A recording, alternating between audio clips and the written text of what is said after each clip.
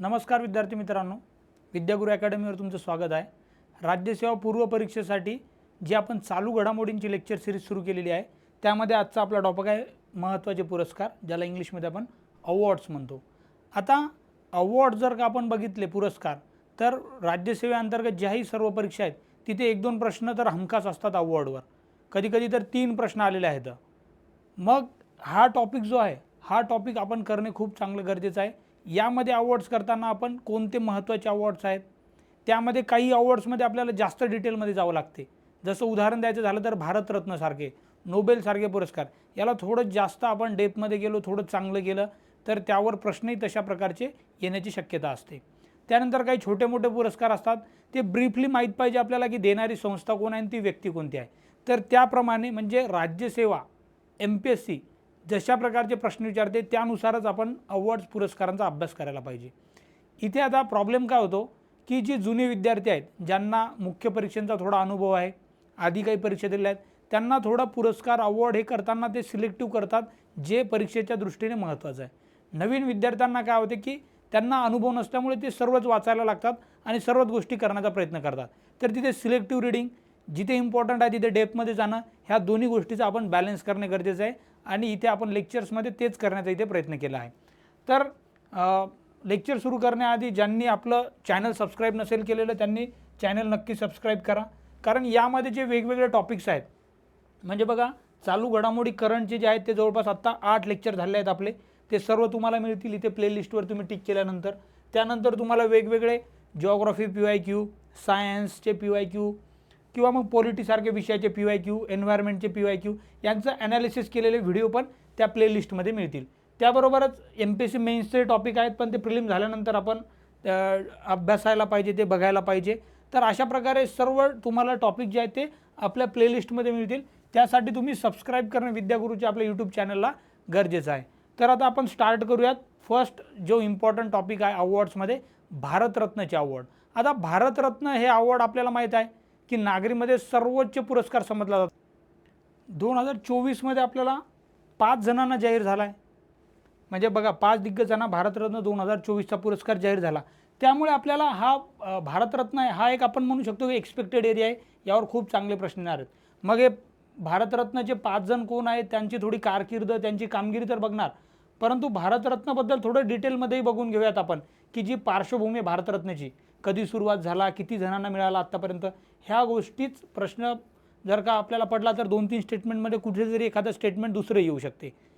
करताना आपण काय करणार की 5 जणांना स्टडी करणार, परंतु प्रश्न येताना मग काहीतरी वेगळं येणार की जो स्टॅटिक पार्ट असणार की रत्न रिलेटेड काहीतरी माहिती असणार, तर तीही माहिती आपण इथे बघून घेऊयात। आता इथे बघा भारताच्या राष्ट्रपतींनी कोण देते, तर राष्ट्रपती देतात। हाही कधी कधी येऊ शकतो की कोण देते, तिथे पंतप्रधान देतात का राष्ट्रपती देतात। तर राष्ट्रपतींनी कोणाकोणाला दिला, तर एक आहेत कर्पूरी ठाकूर, यांना मरणोत्तर देण्यात आलेलं आहे। 2 लालकृष्ण अडवाणी, त्यानंतर PV नरसिंह राव यांनाही मरणोत्तर देण्यात आलेलं आहे। चौथे आहेत चौधरी चरण सिंह, यांनाही मरणोत्तर आहे, आणि MS स्वामीनाथन यांनाही मरणोत्तर आहे। तर या 5 दिग्गजांना 2024चा, आता हा इयर पण महत्त्वाचा आहे, 2024ला जाहीर झाला हा 2024चे भारतरत्न पुरस्कार आहे ते। यावेळी प्रथमच काय झालेलं आहे की एका वर्षात 5 जणांना भारतरत्न जाहीर करण्यात आलेलं आहे। हे डायरेक्ट स्टेटमेंट येऊ शकते परीक्षेला की प्रथमच झालेलं आहे का असं, की 5 दिग्गजांना भारतरत्न जाहीर झाला आहे। त्यानंतर भारतरत्न पुरस्कार विजेत्यांची संख्या किती झाली, तर आत्तापर्यंत आता टोटल 53 जणांना मिळालेला आहे, बरोबर। त्यातील 21 जणांना हा पुरस्कार मरणोत्तर मिळाला आहे। तर मग मरणोत्तर किती जण आहेत, तर 21 आहेत। मग आपल्याला 3 इथे आकडे लक्षात ठेवायचे, 5 मिळाले 2024मध्ये, आत्तापर्यंत टोटल 53 आणि 21 मरणोत्तर पुरस्कार मिळाले। तर ह्या फॅक्ट्स आता आपल्याला भारतरत्न म्हणलं की लक्षात आल्या पाहिजे। आता एक एक भारतरत्न मिळालेल्या जे काही व्यक्ती आहेत त्यांच्याबद्दल आपण माहिती बघूयात। म्हणजे कर्पूरी ठाकूर असतील, लालकृष्ण अडवाणी असतील, PV नरसिंह राव असतील, चौधरी चरण सिंह असतील का MS स्वामीनाथन असतील, यांच्या प्रत्येकावर कुठेतरी प्रश्न येऊ शकतो कोणत्या ना कोणत्या परीक्षेला। सुरुवात करूयात आपण आता कर्पूरी ठाकूर यांच्यापासून। तर ते एक स्वातंत्र्य सैनिक आणि कट्टर समाजवादी होते। ते जननायक म्हणून ओळखले जायचे, म्हणजे जननायक हा कीवर्ड आपल्यासाठी इम्पॉर्टंट आहे। 1946मध्ये त्यांनी काँग्रेस सोशलिस्ट पार्टीचे सदस्य झाले।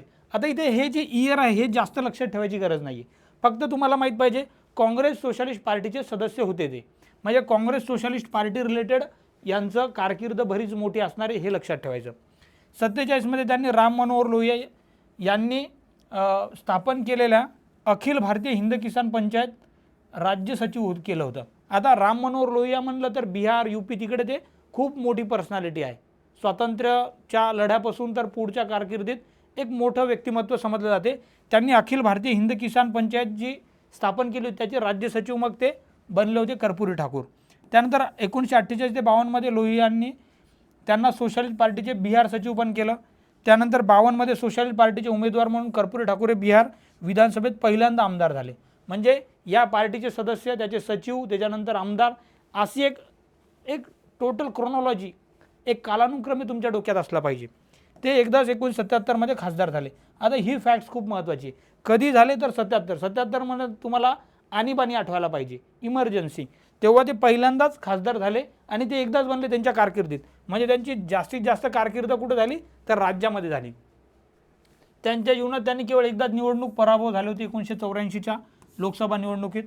त्यानंतर 67मध्ये देशातल्या जे 9 राज्यांमध्ये बिगर काँग्रेसची सरकारे आली त्यावेळी बिहारचे जे तेव्हाचे चीफ मिनिस्टर होते महामाया प्रसाद सिन्हा, त्यांच्या सरकारमध्ये कर्पूरी ठाकूर हे शिक्षण मंत्री आणि उपमुख्यमंत्री या 2 पदावर होते. म्हणजे खूप महत्त्वाचे त्यांनी कारकीर्द सुरुवातच केली होती उपमुख्यमंत्र्यापासून आणि सोबत शिक्षण मंत्र्याचाही चार्ज त्यांच्याकडे होता. पण लक्षात ठेवा 67मध्ये बिगर काँग्रेसची सरकारे आली होती जवळपास बऱ्याच राज्यांमध्ये. कर्पूरी ठाकूर यांनी 1970 ते 71, 77 ते 79 या काळात 2दा बिहारचे मुख्यमंत्री. मग बिहारचे किती वेळा मुख्यमंत्री बनले? 2 वेळा. साल एखाद्या वेळेस विसरलं चालते पण किती वेळा बनले हे कधी विसरायचं नाही. तर 2 वेळा ते मुख्यमंत्री म्हणून त्यांनी काम बघितलं. अशा प्रकारे कर्पूरी ठाकूर हे आपल्याला व्यवस्थित माहीत पाहिजे. यावर जर प्रश्न आला तर याच कुठेतरी एरियावर येऊ शकतो. नेक्स्ट दिसतील आपल्याला लालकृष्ण अडवाणी. आता लालकृष्ण अडवाणींचे आपल्याला कारकीर्द बऱ्यापैकी माहीत असते, परंतु त्याबद्दल काही स्पेसिफिक गोष्टी त्या आपण आता व्यवस्थित बघूया. तिथे लालकृष्ण अडवाणींचं जर बघितलं आपण तर जन्मापासूनच जर बघितलं आपल्याला तर कारकीर्द इथं कशी दिसेल आपल्याला की त्यांनी म्हणजे स्थलांतरित होते असं म्हणता येईल आपल्याला त्यांना. ते जेव्हा भारताची फाळणी झाली पाकिस्तानमधील कराचीमध्ये ते ॲक्च्युली जन्म झाला होता त्यांचा त्या साईडला, आणि फाळणीनंतर जे भारतात आलेले आहेत त्यापैकी यांचं एक कुटुंब होतं अडवाणीजींचं. तर ते स्थलांतरित झाल्यानंतर मुंबईत स्थायिक झाले. तिथे त्यांनी शिक्षण पूर्ण केलं. कायद्याचे पदवीधारक आहेत, त्याबरोबर पत्रकार म्हणूनही त्यांनी काम केले आहेत. तर असं बॅकग्राऊंडला थोड्या गोष्टी माहीत पाहिजे आपल्याला. त्यानंतर जे राष्ट्रीय स्वयंसेवक संघात आहे ते सामील झाले होते 1942मध्ये. अगेन इथे एक लक्षात घ्यायचं की जे काही इयर्स वगैरे असतात ते एक फक्त आपल्याला अंडरस्टँडिंगसाठी महत्त्वाचे असतात. खूप स्पेसिफिक इयर नाहीत विचारले जात. जर खूप इम्पॉर्टंट असेल तर तिथे मी पॉईंट आउट करेल की हे लक्षातच ठेवायचं आहे. बाकी असे 1942मध्ये झालते का वगैरे हे नाही लक्षात ठेवायचं. फक्त हे समजण्यासाठी इथे मी घेऊन आलेलो आहे की इयर वगैरे. राष्ट्रीय स्वयंसंघात सामील झाले. त्यानंतर 58मध्ये ते जनसंघ पक्षाचे जे इथं दिल्ली येथीलचे राज्य सचिव झाले. 1960मध्ये ते सहाय्यक संपादक म्हणून ऑर्गनायझर या नियतकालिकात सामील झाले. आता ऑर्गनायझर नावाचा एक न्यूजपेपर पण आहे, तो असोसिएटेड आहे RSS BJPशी रिलेटेड. तर त्याचे ते एक संपादक म्हणून पण त्यांनी काम केलेले, सहाय्यक संपादक म्हणून. 67मध्ये त्यांनी दिल्ली महानगर परिषदेचे अध्यक्ष म्हणून निवडले गेले आले. 70पर्यंत त्यांनी त्या पदावर काम केलं. 1970मध्ये पहिल्यांदा ते राज्यसभा खासदार झाले. आता इथे हे महत्त्वाचे फॅक्ट्स लक्षात ठेवायचे आपल्याला की राज्यसभा खासदार कधी झाले? 70मध्ये. हा थोडासा इयर लक्षात ठेवला तर चांगलं आहे. त्यानंतर 89पर्यंत ते राज्यसभेवर 4 वेळा त्यांनी राज्यसभा खासदार म्हणून कार्यकाल पूर्ण केला. आता 89पर्यंत केला. 89मध्ये ते लोकसभेवर गेले, त्यामुळे तोपर्यंत त्यांचा 4 वर्षांची कारकीर्द पूर्ण झाली. म्हणजे इथे ते येऊनच जाईल ते फॅक्ट्स नंतर इथे खाली. ते 1973मध्ये जनसंघाचे अध्यक्ष झाले. बघा, जनसंघ जो BJPचा आधीचा समजला जातो पार्टी, तर त्याचे अध्यक्ष झाले 1973मध्ये. 1977च्या सार्वत्रिक निवडणूकपूर्वी जनसंघ जनता पक्षात विलीन झाला. जेव्हा आणीबाणी लावली होती इंदिरा गांधींनी, त्यांच्याविरुद्ध बरेच जे पक्ष होते ते एकत्र आले आणि त्यांनी हा जो जनता पक्ष तयार केला होता त्यामध्ये जनसंघ पण होता, की वेगवेगळे पक्ष एकत्र आले 7-8, त्यांचा जनता पक्ष बनला आणि त्यांनी मग 77मध्ये स्वतःचं सरकार पण स्थापन केलं होतं. तर तिथे मग 77च्या निवडणुकीत ते विलीन झाला. जनता पक्षाच्या विजयानंतर अडवाणी जे आहेत ते केंद्रीय माहिती आणि प्रसारण मंत्री बनले त्या मंत्रिमंडळात, आणि राज्यसभेतील सभागृह नेते पण त्यांच्याकडे तो पद त्यांच्याकडे आलं होतं. 1980मध्ये ते अटल बिहारी वाजपेयी यांच्यासह भारतीय जनता पक्षाच्या संस्थापक सदस्यापैकी एक होते आणि पक्षाचे 3 वेळा अध्यक्ष पण राहिलेले आहेत. आता हे महत्त्वाचे की 3 वेळा पक्षाचे अध्यक्ष राहिलेले आहेत, कारण ही फॅक्ट्स यांना डायरेक्ट येऊ शकते की किती वेळा अध्यक्ष राहिलेत. कारण MPSCने असे वारंवार प्रश्न म्हणजे जे खूप महत्त्वाचे फॅक्ट्स वाटले त्यावर विचारले गेलेले आहेत. संस्थापक सदस्य होते का, तर तेही माहीत पाहिजे की BJPचे संस्थापक सदस्य होते अटल बिहारी वाजपेयी यांच्यासोबत. 89 मध्ये ते पहिल्यांदा लोकसभेवर निवडून आले. पुढे 2019 पर्यंत त्यांनी 7 वेळा लोकसभा खासदारकी भूषवली. आता बघा इथं लोकसभेची खासदारकी किती वेळा आहे, 7 वेळा. याआधी आपण राज्यसभेची किती वेळा बघितली होती, 4 वेळा. म्हणजे लोकसभा 7 आणि राज्यसभा 4 अशी आपल्याला लक्षात ठेवायचं आहे की त्यांनी जवळपास 11 वेळा इथे खासदार म्हणून राहिले आहेत संसदेमध्ये. अडवाणी यांनी संसदेच्या दोन्ही सभागृहात विरोधी पक्षनेते म्हणून काम केलं आहे. म्हणजे बघा विरोधी पक्ष दोन्ही याच्यात राज्यसभेवर पण आणि लोकसभेवर पण. ही फॅक्ट्स पण विसरायची नाही आहे, खूप इम्पॉर्टंट आहे. ते वाजपेयी सरकारमध्ये 1998 ते 2004 या कालावधीत देशाचे गृहमंत्री राहिले. 2002 ते 2004 पर्यंत देशाचे 7वे उपपंतप्रधान राहिले. आता उपपंतप्रधान राहणे हे खूप कमी लोक राहिले, त्यापैकी एक अडवाणी जे आहेत ते 7वे उपपंतप्रधान राहिले होते वाजपेयी सरकारमध्ये. राम मंदिरासाठी पाठिंबा मिळवण्यासाठी त्यांनी 1990 मध्ये जी रथयात्रा काढली होती, तिची सुरुवात कुठून झाली होती, तर सोमनाथ इथून सुरुवात केली होती. अयोध्येपर्यंत ती रथयात्रा त्यांनी आयोजित करण्यात आली होती. आता आपल्याला माहिती आहे राम मंदिर पण बरंच चर्चेत होतं, तर मग आणि अडवाणीजींना पण भारतरत्न मिळाला. तर अशा फॅक्ट्स लक्षात ठेवायचे आपण की रथयात्रा सुरू कुठून झाली होती. आपल्याला माहीत नाही, कुठेतरी विचारलं तर आपल्याला ती माहिती असणं गरजेचं आहे.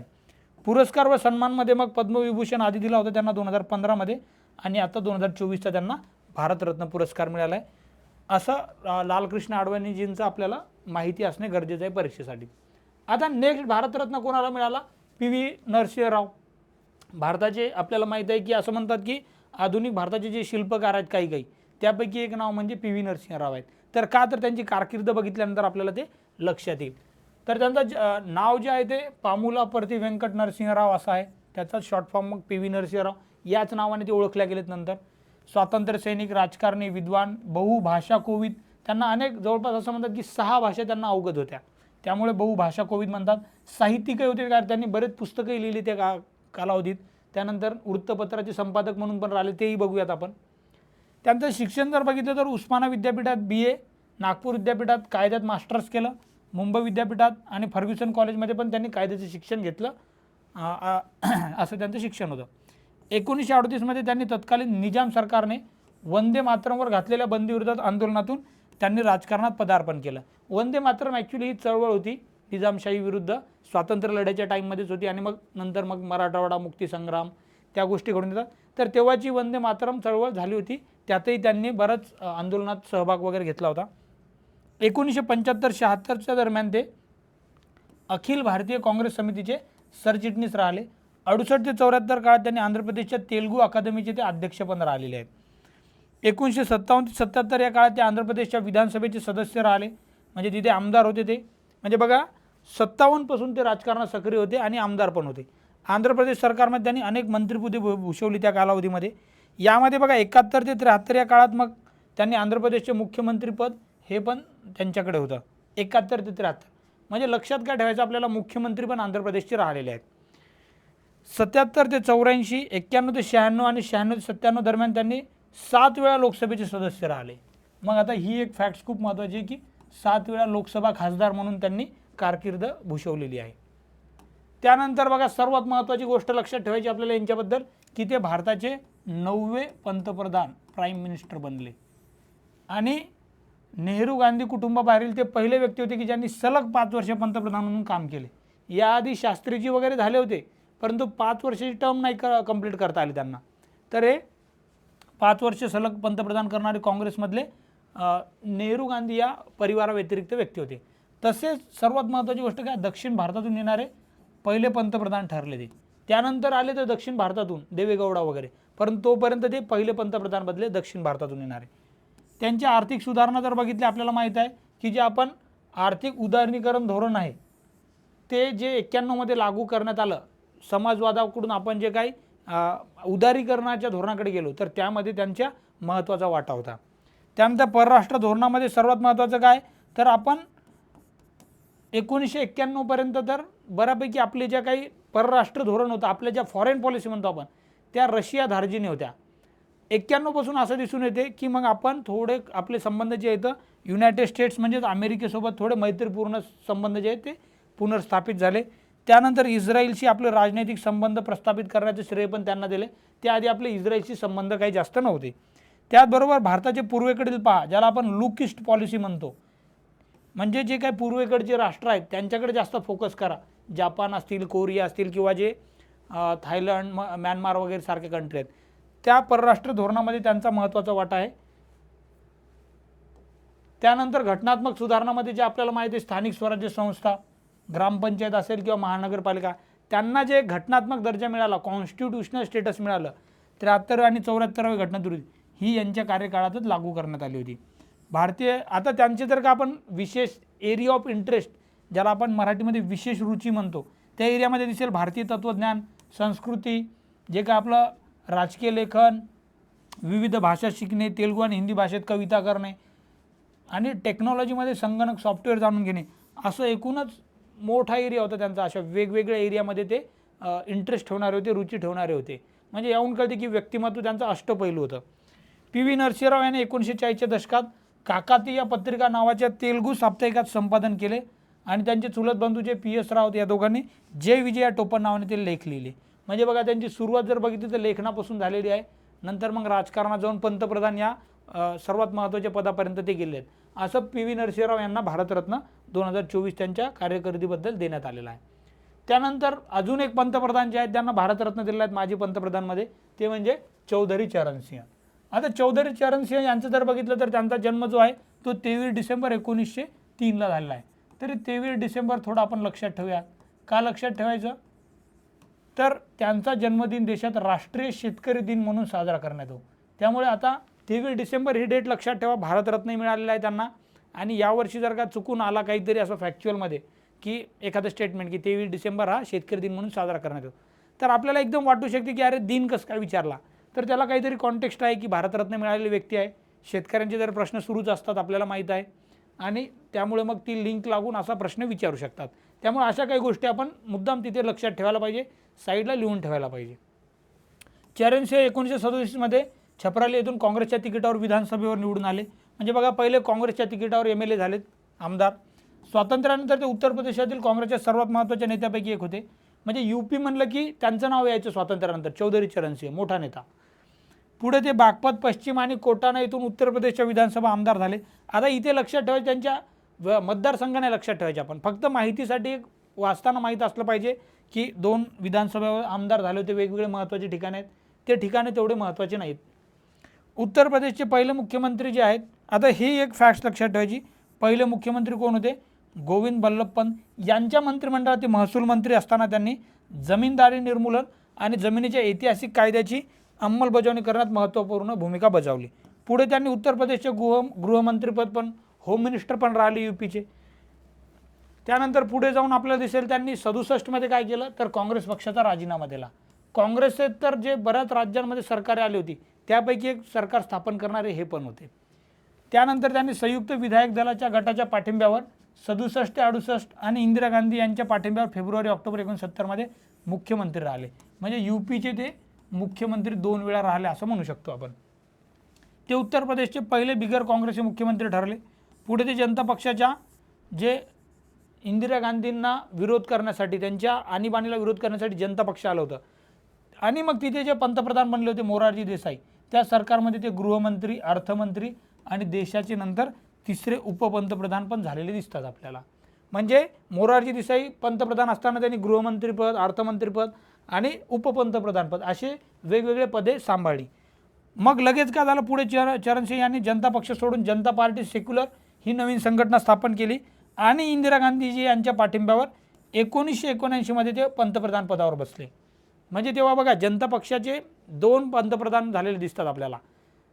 पहिल्यांदा मोरारजी देसाई बनतात, मोरारजी देसाईंचं त्यांना कामकाज पटत नाही, मग वेगळा पक्ष काढतात आणि लगेच मग त्यांना इंदिरा गांधींचा पाठिंबा घेऊन पुन्हा पंतप्रधान बनतात.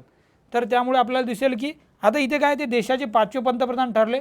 मात्र 23 दिवसानंतर इंदिरा गांधींनी आपला सरकारचा पाठिंबा काढून घेतला. त्यामुळे 14 जानेवारी 1980पर्यंत चरण सिंह जे होते हे काळजीवाहू पंतप्रधान म्हणून होते.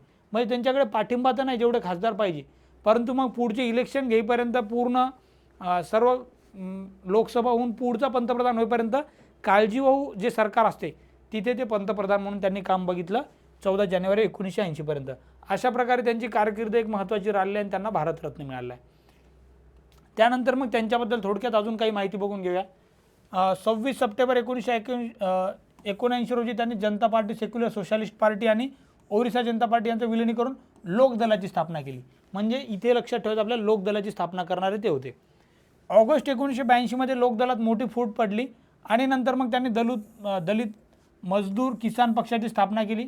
नंतर त्याचं पुन्हा नाव बदलून त्यांनी लोकदलच केलं.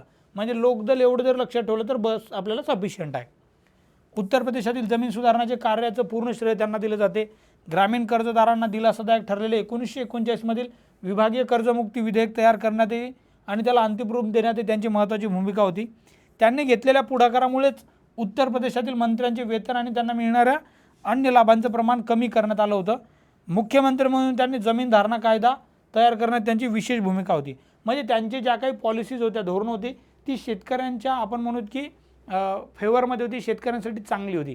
त्यामुळंच त्यांचं जे काम आहे ते दाखवण्यासाठी त्यांचा जो जन्मदिवस आहे तो राष्ट्रीय शेतकरी दिन म्हणून साजराही केला जातो आणि त्यांना आता 24चा भारतरत्न पुरस्कारही मिळाला आहे. आता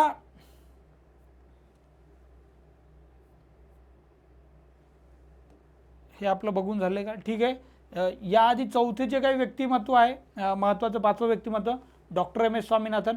तर आता actually doctor M S Swaminathan यांच्याबद्दल सांगायचं झालं तर भारताच्या हरित क्रांतीचे जनक आहेत. त्यांनी वेगवेगळ्या ज्या काही महत्त्वाचे इन्स्टिट्यूट आहेत, जसे की भारतीय कृषी संशोधन परिषद त्याचे अध्यक्ष पण आहेत.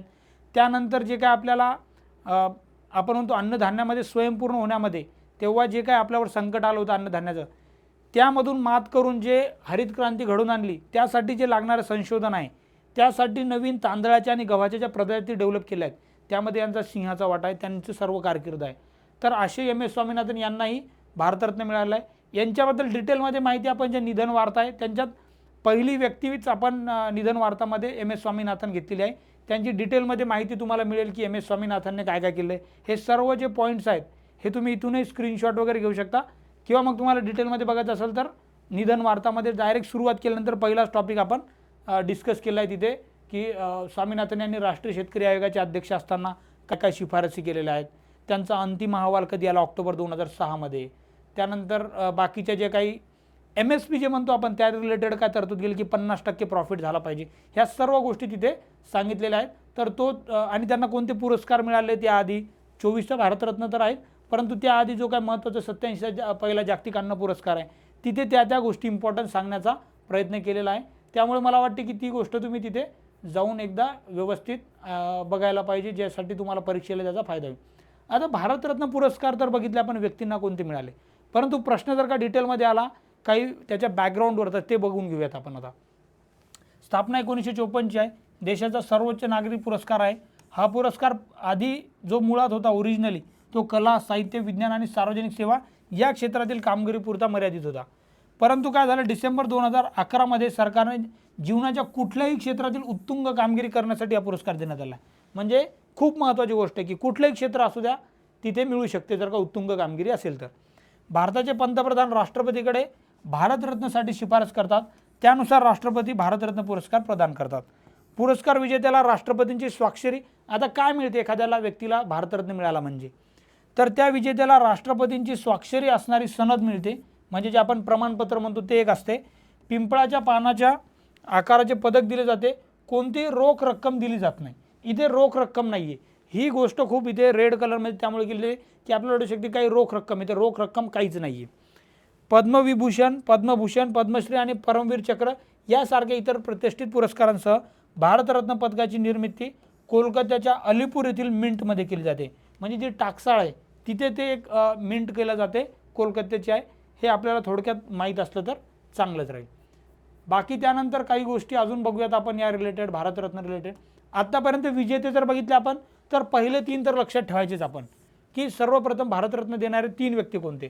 तर सर्वपल्ली राधाकृष्णन 1954 मध्ये, सी राजगोपालाचारी 1954 आणि CV रमन जे सायंटिस्ट होते त्यांना 1954 मध्ये दिल्यात.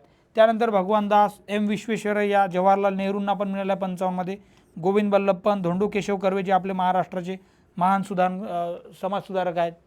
त्यानंतर बिपिनचंद्र रॉय, पुरुषोत्तमदास टंडन, राजेंद्र प्रसाद, झाकीर हुसेन, पांडुरंग वामन काने, लाल बहादूर शास्त्रीजी, मग पंतप्रधानांमध्ये लालबहादूर शास्त्री पण आहेत माहीत, इंदिरा गांधीजी आहेत पंतप्रधान, व्ही व्ही गिरी आहेत, कामराज आहेत. व्ही व्ही गिरी जे आहेत ते माजी राष्ट्रपती, त्यांना पण मिळालेलं आहे. त्यानंतर बाहेरच्यामध्ये जर बघितलं तर मदर तेरेसा दिसतील, आचार्य विनोबा भावे, खान अब्दुल गफ्फार खान. हे असं म्हणलं जातं की जे भारतीय नागरिक नसणारे पहिले व्यक्ती आहेत. मदर तेरेसा ह्या आलत्या विदेशातून, परंतु त्यांना भारतीय नागरिकत्व मिळालेलं होतं. त्यानंतर M G Ramachandran, doctor Babasaheb आंबेडकरांना 1990मध्ये मिळाला. ही पण फॅक्ट्स चांगली लक्षात ठेवा तुम्ही. नेल्सन मंडेला यांचंही महत्त्वाचं कार्य आहे तेही लक्षात ठेवा. राजीव गांधीजींना 91मध्ये मिळाला. सरदार वल्लभभाई पटेल यांना 91, मोरारजी देसाईंना 91. नंतर अब्दुल कलाम आझाद जे आहेत, अबुल कलाम आझाद त्यांना 92मध्ये, GRD टाटांना 92मध्ये, सत्यजित रेंना 92मध्ये, APJ अब्दुल कलाम हे पण व्यक्तिमत्व लक्षात ठेवा 97. गुलजारीलाल नंदा, अरुणा असफाली, नंतर सुब्बलक्ष्मी, चिदंबरम सुब्रमण्यम, जयप्रकाश नारायण यांना मग 90च्या दशकामध्ये मिळालं. त्यानंतर 99मध्ये अमर्त्य सेन, गोपीनाथ बारडोलाई, नंतर 2001मध्ये लता दीदींचंही लक्षात ठेवा. बिस्मिल्ला खानान यांनाही मिळालं 2001मध्ये, भीमसेन जोशींना 8मध्ये.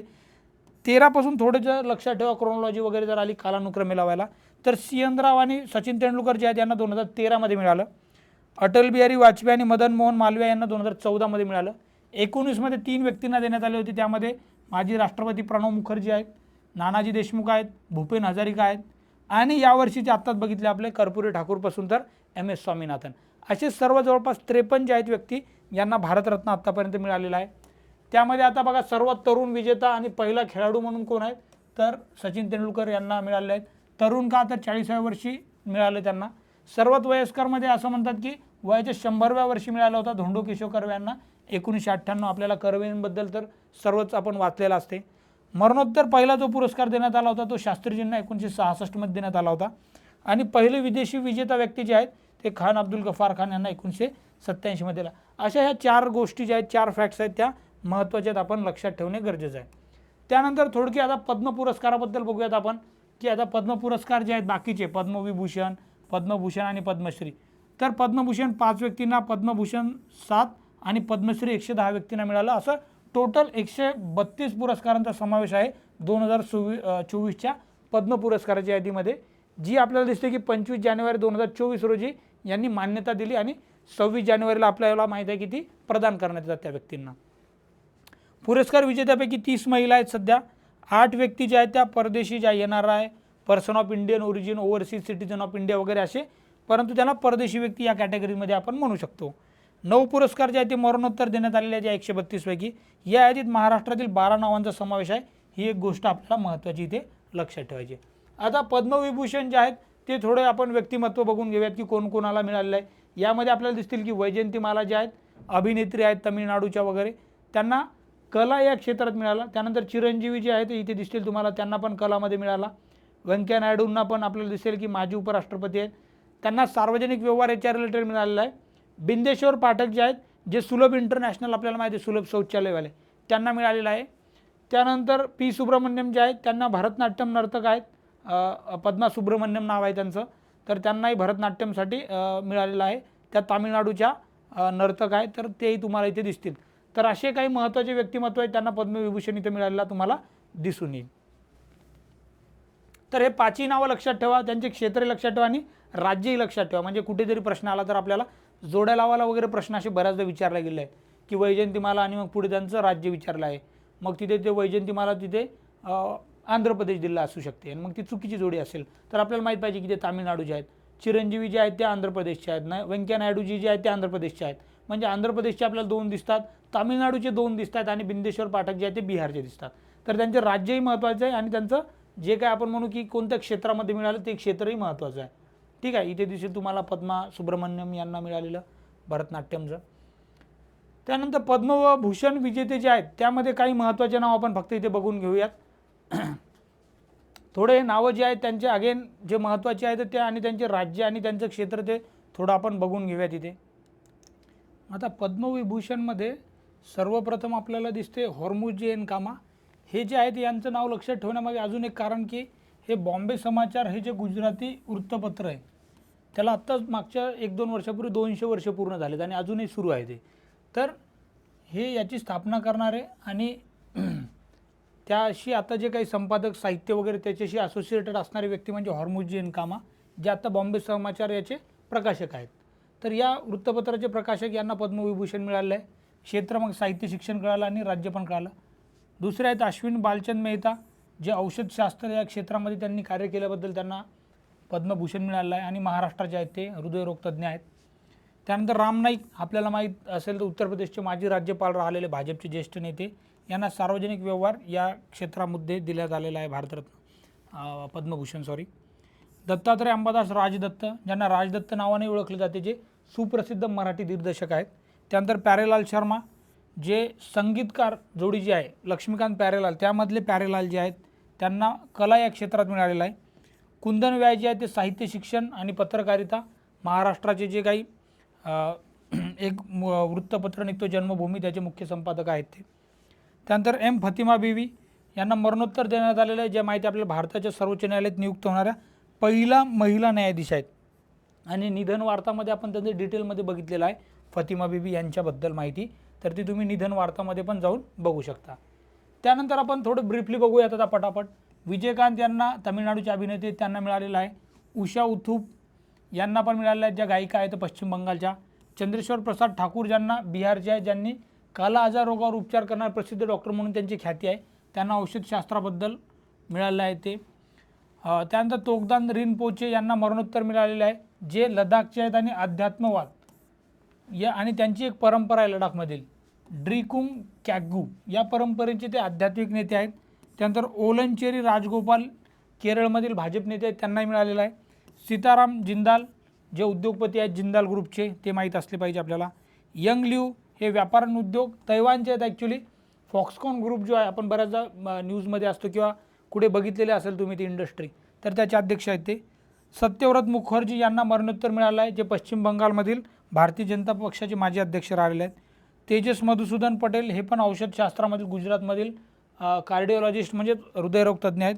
त्यानंतर मिथुन चक्रवर्ती अभिनेता आहेत, आपल्याला माहीत आहे, आणि पश्चिम बंगालचे आहेत. कला या क्षेत्रासाठी त्यांना मिळालेलं आहे पद्मभूषण विजेते, हे महत्त्वाचे आपण बघितलेले आहेत. आता महाराष्ट्रातली पद्मश्री आणि त्याचे क्षेत्र याच्या जोडायला बऱ्याचदा विचारलं गेलं, त्यामुळे ते चांगलं करून घेऊयात आपण. आता उदय विश्वनाथ देशपांडे हे क्रीडा यांचं जे क्षेत्र आहे ते प्रशिक्षक आहेत मल्लखांब आंतरराष्ट्रीय लेवलवर. डॉक्टर मनोहर डोळे हे औषधशास्त्रामध्ये, त्यातही नेत्र तपासणी शिबिरांच्या माध्यमातून त्यांनी विनामूल्य नेत्रसेवा केलेली आहे त्यांच्या कारकिर्दीत, त्यामुळे त्यांना पद्मश्री देण्यात आले. झहीर काझी जे आहे ते साहित्य व शिक्षण या क्षेत्रात दिलेलं आहे, ते अल्पसंख्याकासाठी शिक्षण क्षेत्रात त्यांचं योगदान बघितलं गेलेलं आहे त्यांचं. डॉक्टर चंद्रशेखर मेश्राम जे आहेत ते मेंदुरोग तज्ज्ञ आणि वर्ल्ड फेडरेशन ऑफ न्यूरोलॉजीचे जे आहेत ते ट्रस्टी आहेत, त्यांना औषधशास्त्रातील कार्याबद्दल दिलं. मग कल्पना मोरपारिया ह्या बँकर आहेत, त्यांना त्यांच्या क्षेत्रामध्ये केल्याबद्दल पद्मश्री देण्यात आल्या आहेत, महाराष्ट्राचे आहेत. शंकर बाबा पापळकर हे समाजसेवा, त्यातही स्पेसिफिक दिव्यांग आणि अनाथ मुलांचे जे आधारस्तंभ, एक आधारवड म्हणून त्यांनी काम केलं आहे, म्हणून त्यांना पद्मश्री देण्यात आलेला आहे यावर्षीचा. पद्म पुरस्काराबद्दल ब्रीफली बघून घेऊयात आपण आता, काय जी महत्त्वाची माहिती लागू शकते आपल्याला. त्यामध्ये बघा लक्षात घ्या, स्थापना 54ची आहे त्यांची. तेव्हापासून ते कधी देतात तर प्रजासत्ताक दिन जो असतो 26 जानेवारी त्या दिवशी देतात. आत्तापर्यंत 77 ते 80 हा जो कालावधी आहे, आणि त्यानंतर ऑगस्ट 92 ते 95 या कालावधीमध्ये त्याच्यात थोडासा खंड गॅप आला होता, त्या कालावधीमध्ये ते देण्यात आले नव्हते पुरस्कार.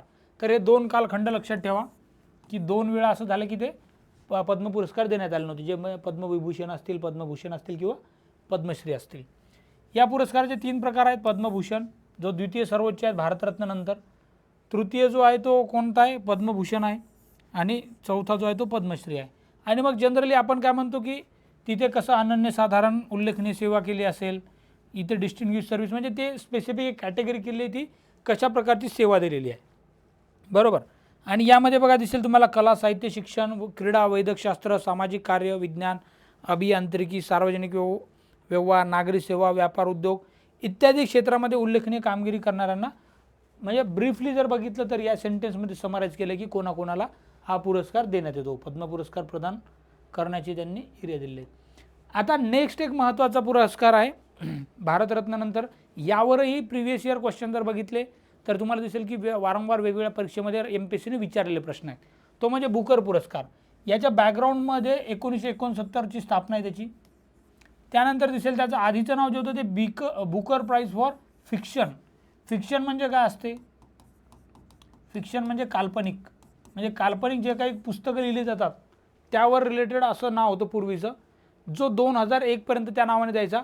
2002 नंतर त्याचं नाव मॅन बुकर पुरस्कार असं करण्यात आला. ते 2002 ते 19 पर्यंत मॅन बुकर या नावाने ओळखला गेला. आत्ताचं नाव जे आहे ते फक्त बुकर पुरस्कार या नावाने ओळखला जात होतो. त्यामुळे मग हे तिन्ही आपण लक्षात ठेवू शकतो. 69 ते 2002 आणि आता 2020 पासून बुकर प्राइज, म्हणजे 19 मध्ये त्याचं रिन्यू केलेलं नाव बुकर प्राइज नावाने.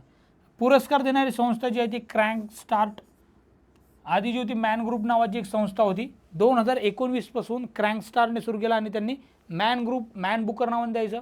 तर मग त्यांनी मॅन शब्द काढला आणि फक्त बुकर असाच शब्द ठेवला आणि ती संस्था आहे क्रँक स्टार्ट. आता 2023 मध्ये कोणाला मिळाला बुकर पुरस्कार? तर त्यांचं नाव आहे पॉल लिंच.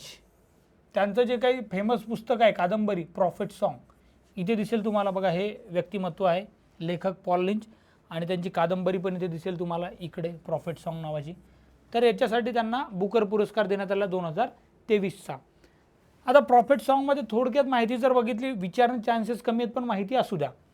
युद्धग्रस्त देशातील नागरिकांचे जगणे मांडले त्यामध्ये, त्यातही पॅलेस्टाईन, रशिया, युक्रेन आणि सिरिया अशा विविध देशातील परिस्थितीशी थेट नाते सांगणारे असल्यानेच अनेक देशातील वाचकांना गुंतवणूक ठेवते बुक.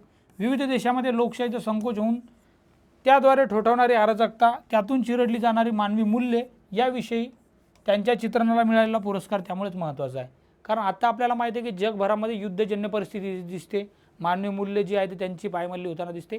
मग अशा याच्यावर लेखन करणार आणि ते खूप इफेक्टिव्ह करणारे, त्यामुळे त्यांना बुकर पुरस्कार देण्यात आला आहे. त्यांचं साहित्य जर बघितलं तर red sky, in the morning, beyond the sea, grace, the black असे काही महत्त्वाचं साहित्य आहे. त्यानंतर आधीचे जर का विचारले परीक्षेमध्ये तर तेही आपल्याला 2-3 वर्षाचे माहीत असले पाहिजे. जोड्या लावामध्ये विचारतील किंवा डायरेक्ट स्टेटमेंट विचारू शकतात की 2022 मध्ये मग कोणाला मिळाला होता.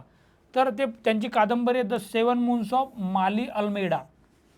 7 चंद्र, 7 मून्स म्हणजे त्या श्रीलंका देशाच्या व्यक्ती आहेत, शिहान करुणातिलका असं त्या साहित्यिकाचं नाव आहे. त्यांची कादंबरी कोणती आहे? द 7 मूनवाली. 2021 मध्ये डॅमन गलगट दक्षिण आफ्रिकेतील व्यक्ती आहेत ते, आणि द प्रॉमिस ही कादंबरी यासाठी मिळालं. 2020 मध्ये डगलस स्टुअर्ट यांना शगीबेन या त्यांच्या कादंबरीसाठी, या साहित्यासाठी त्यांना मिळालं. स्कॉटलंडचे आहेत ते. शगीबेनवर PYQ पण येऊन गेला आहे, प्रिव्हियस इयर क्वेश्चन येऊन गेलेला आहे. त्यानंतर बुकर पुरस्कारपेक्षा एक वेगळा पुरस्कार पण आहे बुकरच नावाने, तो म्हणजे आंतरराष्ट्रीय बुकर पुरस्कार. इथे कन्फ्यूज होऊन जायचं नाही आहे, बुकर वेगळा आणि आंतरराष्ट्रीय बुकर वेगळा. परीक्षेमध्ये कन्फ्यूज जर झालं, चुकू शकते. आत्ताच लक्षात ठेवा की आंतरराष्ट्रीय बुकर कसा आहे तर तिथे तुम्हाला दिसेल आधी या 2 वर्षांनी दिला जाणारा पुरस्कार 2016 पासून दरवर्षी दिला जातो. बुकर बघितला आपण बराच आधी सुरू झालेला आहे. आंतरराष्ट्रीय बुकरचा आहे तो आत्ता जून 2004 पासून सुरुवात झाली, म्हणजे घोषणा झाली, आणि पुरस्कार ॲक्च्युअल द्यायला सुरुवात 2005 पासून झाली. देणारी संस्था आपल्याला क्रँक स्टार्ट दिसेल, जी आधी आपल्याला माहिती आहे की मॅन बुकर ग्रुप द्यायचा, तर इथे क्रँक स्टारने देणं सुरू केलं आहे. 2019 पर्यंत मॅन ग्रुप फाउंडेशन देत होतं, 19 पासून मॅन ग्रुप युजी आता क्रँक स्टार्ट देते, हे पण बघितलं आपण. 2016 पासून हा पुरस्कार मूळ भाषेत व तेच साहित्य इंग्रजीत अनुवाद करणाऱ्या लेखकाला विभागून दिला जातो. म्हणजे एक बुक आहे, फॉर एक्झाम्पल मी ते जर मराठीत लिहितो बुक, त्याचा अनुवाद इंग्लिशमध्ये करणार आणि त्याला जर मिळत असेल तर मला आणि त्या अनुवादक लेखकाला या दोघांनाही तो पुरस्कार आंतरराष्ट्रीय बुकर मिळणार आहे. 2019 पासून मॅन बुकर इंटरनॅशनल पुरस्काराचे नाव बदलून मग आंतरराष्ट्रीय बुकर पुरस्कार करण्यात आलं. म्हणजे इंटरनॅशनल शब्द तर कॉमन आहे इथे लक्षात राहण्यासाठी, त्यालाच मराठीमध्ये आपण आंतरराष्ट्रीय म्हणतो. हा युनायटेड किंगडमद्वारा आयोजित केलेला आंतरराष्ट्रीय साहित्य पुरस्कार आहे. म्हणजे युनायटेड किंगडम, ग्रेट ब्रिटन जे म्हणतो आपण, त्यांचा पुरस्कार आहे. 23चे विजेते कोण आहेत तर जॉर्जी गोस्पोडिनोव हे बल्गेरियन लेखक आहेत, आणि त्यांचं जे अनुवाद करणार आहेत इंग्रजीमध्ये ते आहेत अँजेला रोडेल. त्यांचे फोटो दिसतील तुम्हाला, जे अनुवादक आहेत. त्यांच्या पुस्तकाचं नाव काय तर टाईम शेल्टर. या पुस्तकासाठी 2023चा आंतरराष्ट्रीय बुकर पुरस्कार मिळाला. या पुरस्कारासाठी नामांकन मिळाले हे मूळचे बल्गेरियन भाषेतील पहिले पुस्तक आहे. आता 2022चे थोडं लक्षात ठेवा, कारण ते इंडियाशी रिलेटेड दिसतील आपल्याला इथे. भारतीय लेखिका जे आहेत गीतांजली श्री आणि अमेरिकन त्यांच्या अनुवादक जे आहेत डेझी रॉकवेल, त्यांचे जे टूम्ब ऑफ सँड, ज्याला रेत समाधी असं मराठीमध्ये ट्रान्सलेशन करतात, हिंदीमध्ये सॉरी, तर आंतरराष्ट्रीय बुकर पुरस्कार मिळाला. पुरस्कार मिळालेली रेत समाधी ही पहिलीच कादंबरी आहे, बरोबर. अशा प्रकारे मग आपल्याला बुकर आणि आंतरराष्ट्रीय बुकर याबद्दल माहिती मिळाली. नेक्स्ट रॅमन मॅग्सेसे, याला अजून काय ओळखलं जाते कोणत्या नावाने? आशियाचा नोबेल. त्यामुळे मग तुम्हाला कळेल की किती महत्त्वाचा पुरस्कार आहे. पहिलं वितरण 1958 मध्ये झालं. ही 65वी आवृत्ती होती 2023ची. हा पुरस्कार कोणाच्या स्मृतिप्रित्यर्थ दिला जाते? तर फिलिपिन्सचे राष्ट्रपती होते रॅमन मॅग्सेसे या नावाचे व्यक्ती. त्यांच्या स्मरणार्थ त्यांच्या आठवणीत हा पुरस्कार दिला जातो. आता यामध्ये क्षेत्र कोणते? सरकारी सेवा असेल, सार्वजनिक सेवा असेल, सामुदायिक नेतृत्व, पत्रकारिता, साहित्य, कला, शांतता, आंतरराष्ट्रीय समज, लीडरशिप यामधील उत्कृष्ट योगदानासाठी आणि या वेगवेगळ्या क्षेत्रासाठी दिला जातो. रॅमन मॅग्सेसे हा पुरस्कार फिलिपिन्सची राजधानी असलेली जी मनिला आहे तिथे दिला जातो. आता आपल्याला दिसेल की इंडियामधून जे आहे ते विनोबा भावे यांना 1958 मध्ये सर्वप्रथम रॅमन मॅग्सेसे या पुरस्कार देऊन सन्मानित करण्यात आलं होतं. म्हणजे पहिलं व्यक्ती कोण आहे? 1958, जिथे आपल्याला वितरण सुरुवात झाली आणि तिथे आपल्याला विनोबा भावे यांना मिळालेला दिसतो. आता 23चे विजेते जे आहेत त्यामधले महत्त्वाचे जर बघितले आपण तर इंडियामधलं एक सर्वात महत्त्वाचं नाव लक्षात ठेवायचं आपल्याला. भारतमधले डॉक्टर रवी कन्नन आर, ज्यांना वैद्यकीय मेडिकल फील्डसाठी मिळाले. Hero of holistic health care, providing hope and healing in cancer care, म्हणजे कॅन्सरच्या क्षेत्रामध्ये त्यांचं कार्य जे आहे त्याला त्यांच्या कामगिरीला बघून हा रॅमन मॅग्सेसे पुरस्कार त्यांना दिलेला आहे वैद्यकीय क्षेत्राबद्दल. बाकी बघा, कोरवीर अक्षंत बांगलादेशचे शिक्षण क्षेत्र आहे. युजेनियो लेमोस जे आहे जे कृषी तज्ज्ञ, तेमोर लेस्टे या नावाचा छोटासा देश आहे आसियानच्या तिकडे. मिरियम कोरोनेल फेरर हे फिलिपाईन्सचे, यांना शांततेसाठी. असे वेगवेगळ्या क्षेत्रात दिलेले आहेत. यामधलं आपल्याला जास्त लक्षात ठेवायचं रवी कन्नन यांचं, कारण यांना इंडियातले आहेत आणि परीक्षेमध्ये प्रश्न पण येऊ शकतो. त्यानंतर एक आपल्याला दिसेल की दलाई लामा यांना पण पुरस्कार मिळाला आहे. 64 वर्षानंतर वैयक्तिकरित्या पुरस्कार प्रतिष्ठानच्या त्यांनी 1959च्या रॅमन मॅग्सेसे पुरस्काराने सन्मान केला अशी न्यूज होती.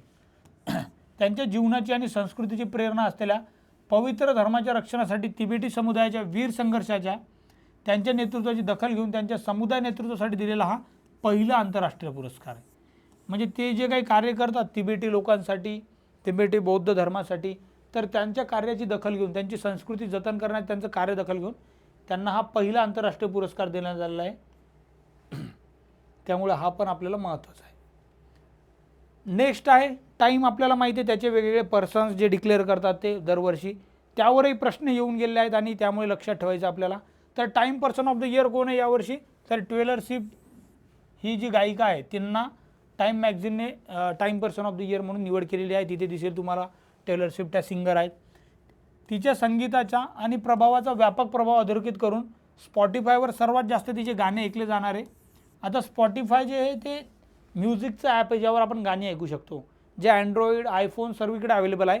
तर त्यावर बऱ्याचदा गाणी ऐकली जातात. त्यावर सर्वात जास्त गाणे ऐकली जाणारी ती कलाकार म्हणून तिची ओळख आहे आणि तिचा इम्पॅक्ट पण तसा आहे.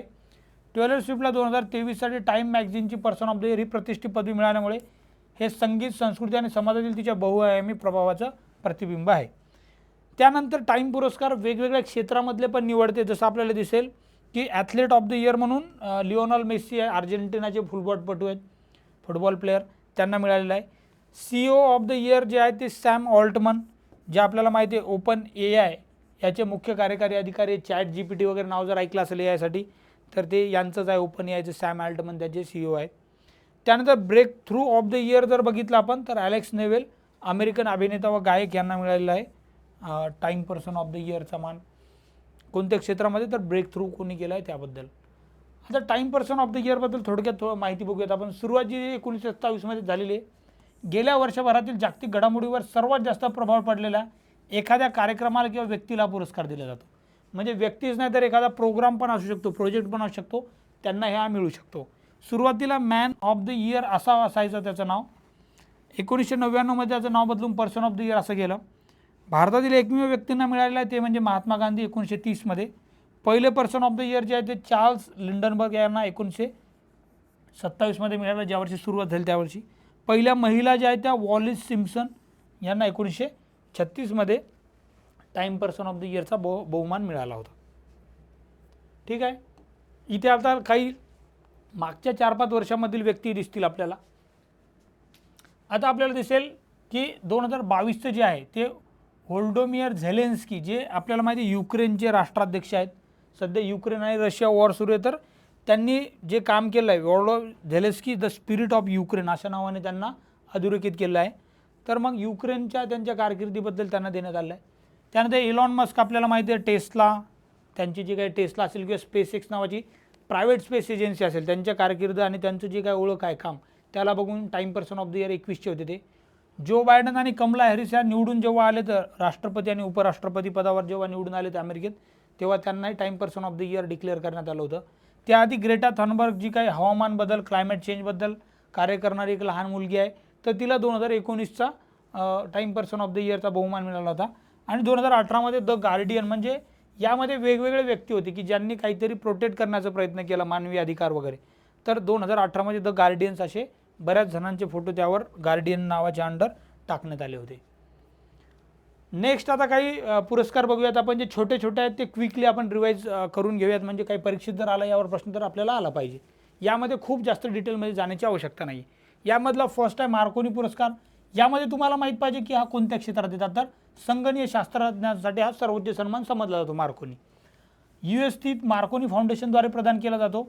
संगणक शास्त्रज्ञ जे आहेत डॉक्टर हरी बालकृष्णन यांना 2023चा मिळालेला आहे हा पुरस्कार. डॉक्टर बालकृष्णन हे MITच्या इलेक्ट्रॉनिक इंजिनिअरिंग आणि कम्प्युटर सायन्स विभागात प्राध्यापक आहेत.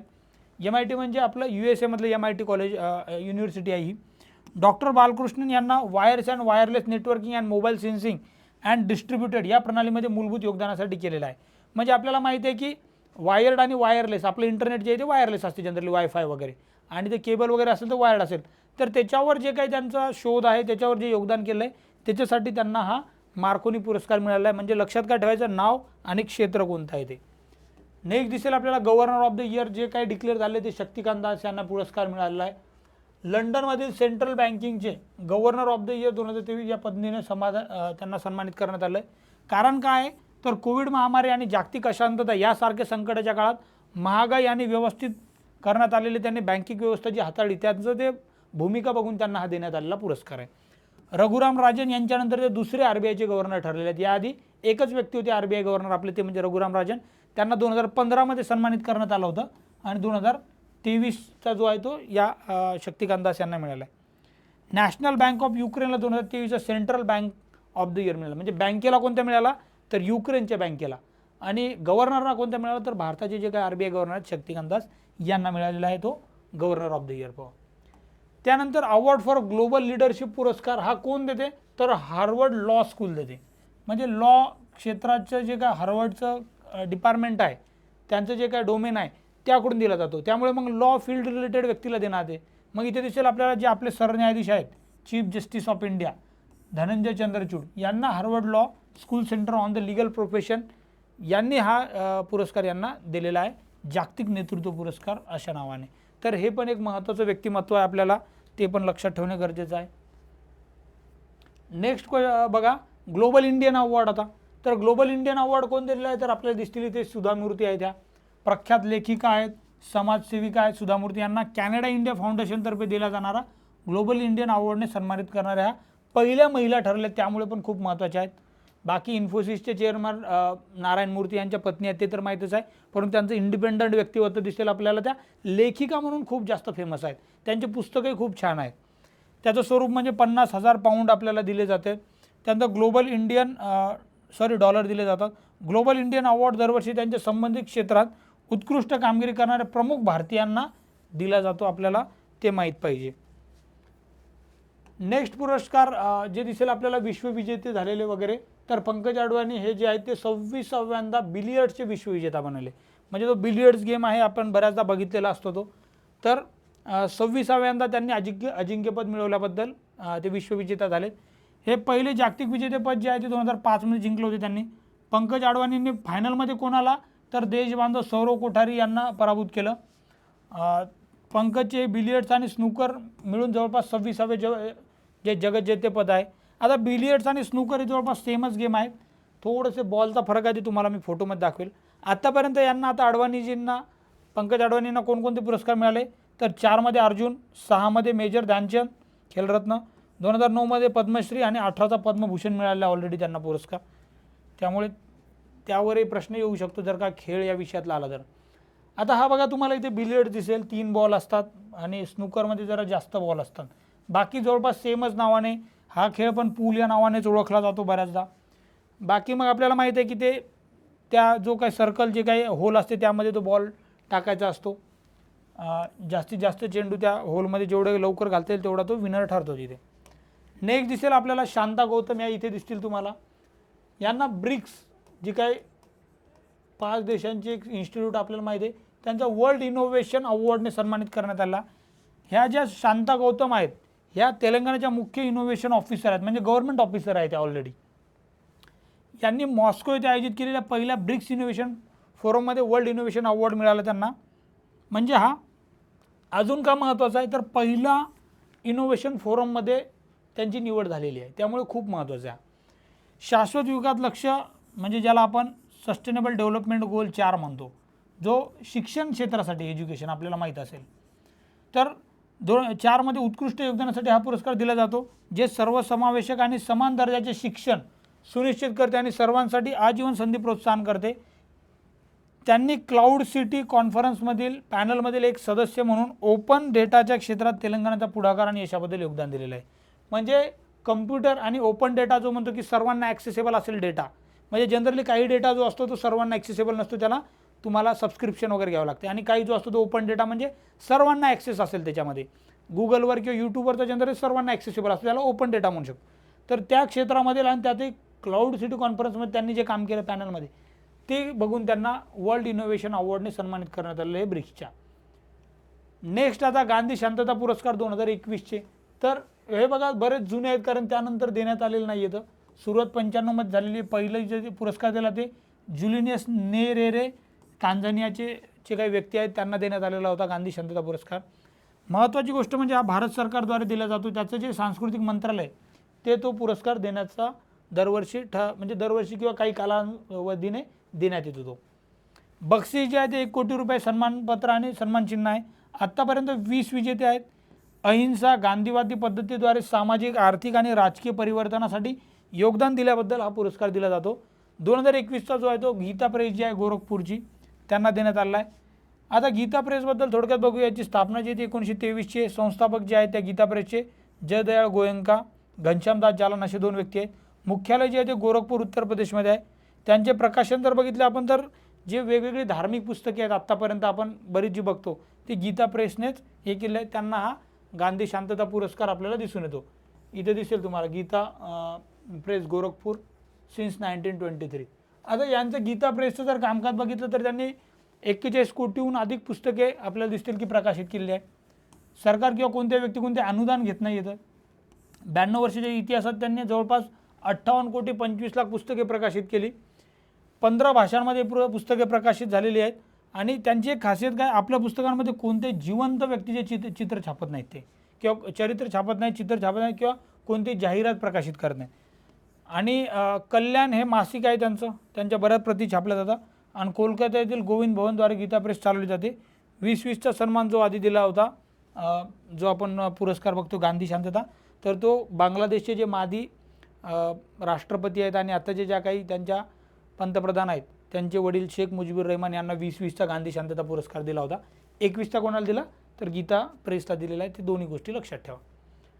नेक्स्ट आता इंदिरा गांधी पुरस्कार आहे. तो गांधी पुरस्कार आहे आणि इंदिराजींच्या नावाने काढलेला पुरस्कार आहे. 23चा कोणाला दिलेला आहे तर तो बघून घेऊयात आपण. त्याबद्दल आता बघूयात की कशा क्षेत्र कोणता आहे. शांतता, निशस्त्रीकरण व विकास या नावाने सुद्धा तो ओळखला जातो. हा पुरस्कार जगामधील अशा व्यक्तींना किंवा संस्थेला दिला जातो ज्याने आंतरराष्ट्रीय स्तरावर शांतता राखण्यासाठी अथक प्रयत्न केले आहेत. इंदिरा गांधी मेमोरियल ट्रस्टद्वारे हा दिला जातो. म्हणजे बघा तो जो आहे गांधी शांतता तो गव्हर्नमेंट ऑफ इंडियातर्फे दिला जातो, भारत सरकार.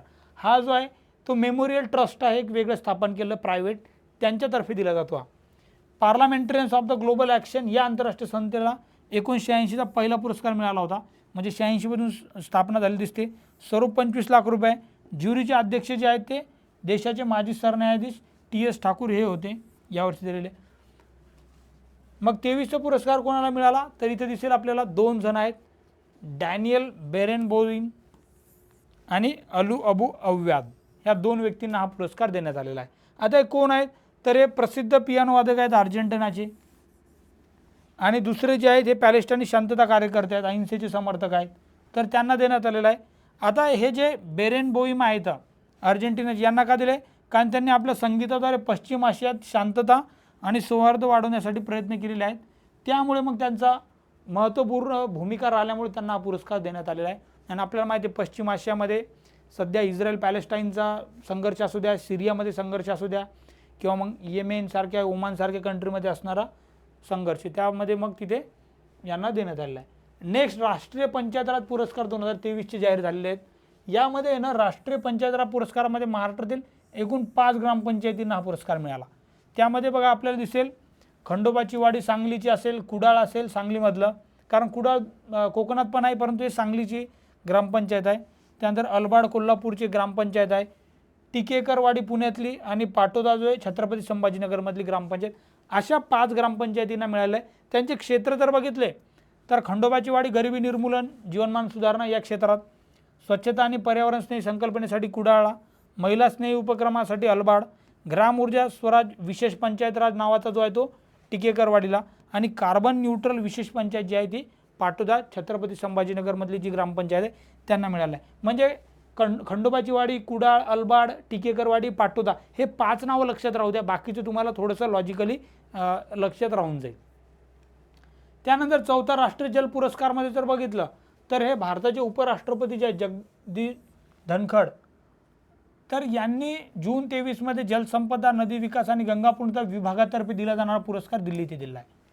म्हणजे जे एक वेगळं मंत्रालय त्याच्यातलं जे डिपार्टमेंट आहे ते देते, पण कोणाच्या हस्ते देण्यात आलं आहे? तर उपराष्ट्रपती धनखड जे आहेत त्यांच्या हस्ते देण्यात आलं आहे. जलशक्ती मंत्रालयाने 11 श्रेणीमध्ये 41 विजेत्यांना घोषणा केली.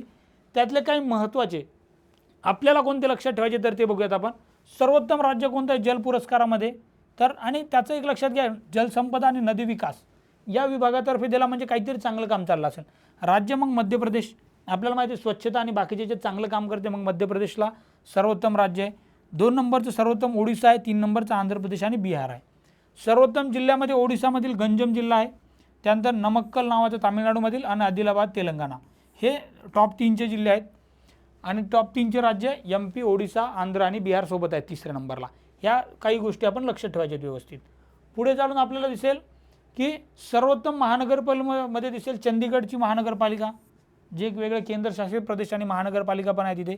त्यानंतर इंदोर महानगरपालिका, 3 नंबरवर 2 आहेत सुरत आणि मलकापूर. तर हे मलकापूर आपल्या इकडचं नाही आहे, नॉर्थ इंडियामधलं आहे. सर्वोत्कृष्ट ग्रामपंचायतमध्ये तेलंगणामधील जे कोथानगुडेम, भद्रादी कोथानगुडेम नावाचा जो काही जिल्हा आहे त्यामधील जगन्नाथपुरम या नावाची जी ग्रामपंचायत आहे त्यांना राष्ट्रीय जल पुरस्कार मिळालेला आहे, चौथा. म्हणजे चौथे आहेत यावर्षीचे जे 23मध्ये आलेले आहेत ते. सर्वोत्कृष्ट ग्रामीण पर्यटन विलेज स्पर्धा झालेली 2023ची, जी केंद्रीय पर्यटन मंत्रालयाद्वारे आयोजित करण्यात आली होती. यात देशातील 35 गावांना पुरस्कार देण्यात आलेले आहेत. सर्वोत्कृष्ट पर्यटन विलेज म्हणून त्यात बिश्वनाथ घाट जे आहे आसाममधील, इथे दिसेल तुम्हाला आसाममधील बिश्वनाथ घाटाला सर्वोत्कृष्ट पर्यटन विलेज म्हणून पुरस्कार देण्यात आला. आता हे कुठे आहे तर ब्रह्मपुत्रा नदीच्या काठावर वसलेला विश्वनाथ घाट हा गुप्त काशी या नावानेही प्रसिद्ध आहे, म्हणजे गुप्त काशी या नावाने ओळखलं जाते. तिथे काय आहे तर प्राचीन विश्वनाथ मंदिर आहे, त्याच्याहून त्याचं नाव पडलेलं आहे विश्वनाथ घाट. घाटावरील विविध देवांच्या मंदिरांचा समूह आहे आणि त्यांना हा पर्यटनासाठी चांगला स्पॉट असल्यामुळे हा सर्वोत्कृष्ट ग्रामीण पर्यटन मंत्रालयाद्वारे म्हणजे गव्हर्नमेंटद्वारे देण्यात आला आहे. आता या लिस्टमध्ये 35 गावापैकी एक गाव जे आपल्याला दिसेल महाराष्ट्र राज्यातील कोल्हापूर जिल्ह्यातील मधाचे गाव म्हणून पाटगाव जे आहे त्यांना कांस्य पदक मिळाले. म्हणजे त्याच्यात वेगवेगळे पदक जे आहेत, ब्रॉन्झ पदक जे म्हणजे ज्याला कांस्य म्हणतो आपण, सुवर्ण पदक, तर कांस्य पदक आपल्या कोल्हापूरमधलं जे मधाचं पाटगाव आहे त्यांना मिळालं आहे. नेक्स्ट महत्त्वाचा पुरस्कार आहे सुभाषचंद्र बोस आपत्ती व्यवस्थापन पुरस्कार. सुरुवात 2019ची आहे. स्वरूप जर बघितलं तर वैयक्तिक श्रेणीमध्ये 5 लाख रुपये मिळतात.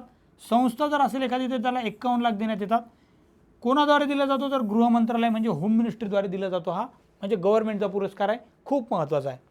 दरवर्षी कधी देतात ते तर नेताजी बोस यांची जी जयंती असते 23 जानेवारीला तेव्हा हा पुरस्कार जाहीर केला जातो. 23चे जर मानकरी बघितले आपण तर यावर्षी तर वैयक्तिक श्रेणीमध्ये देण्यात आलेला नाही आहे, हे लक्षात घ्या.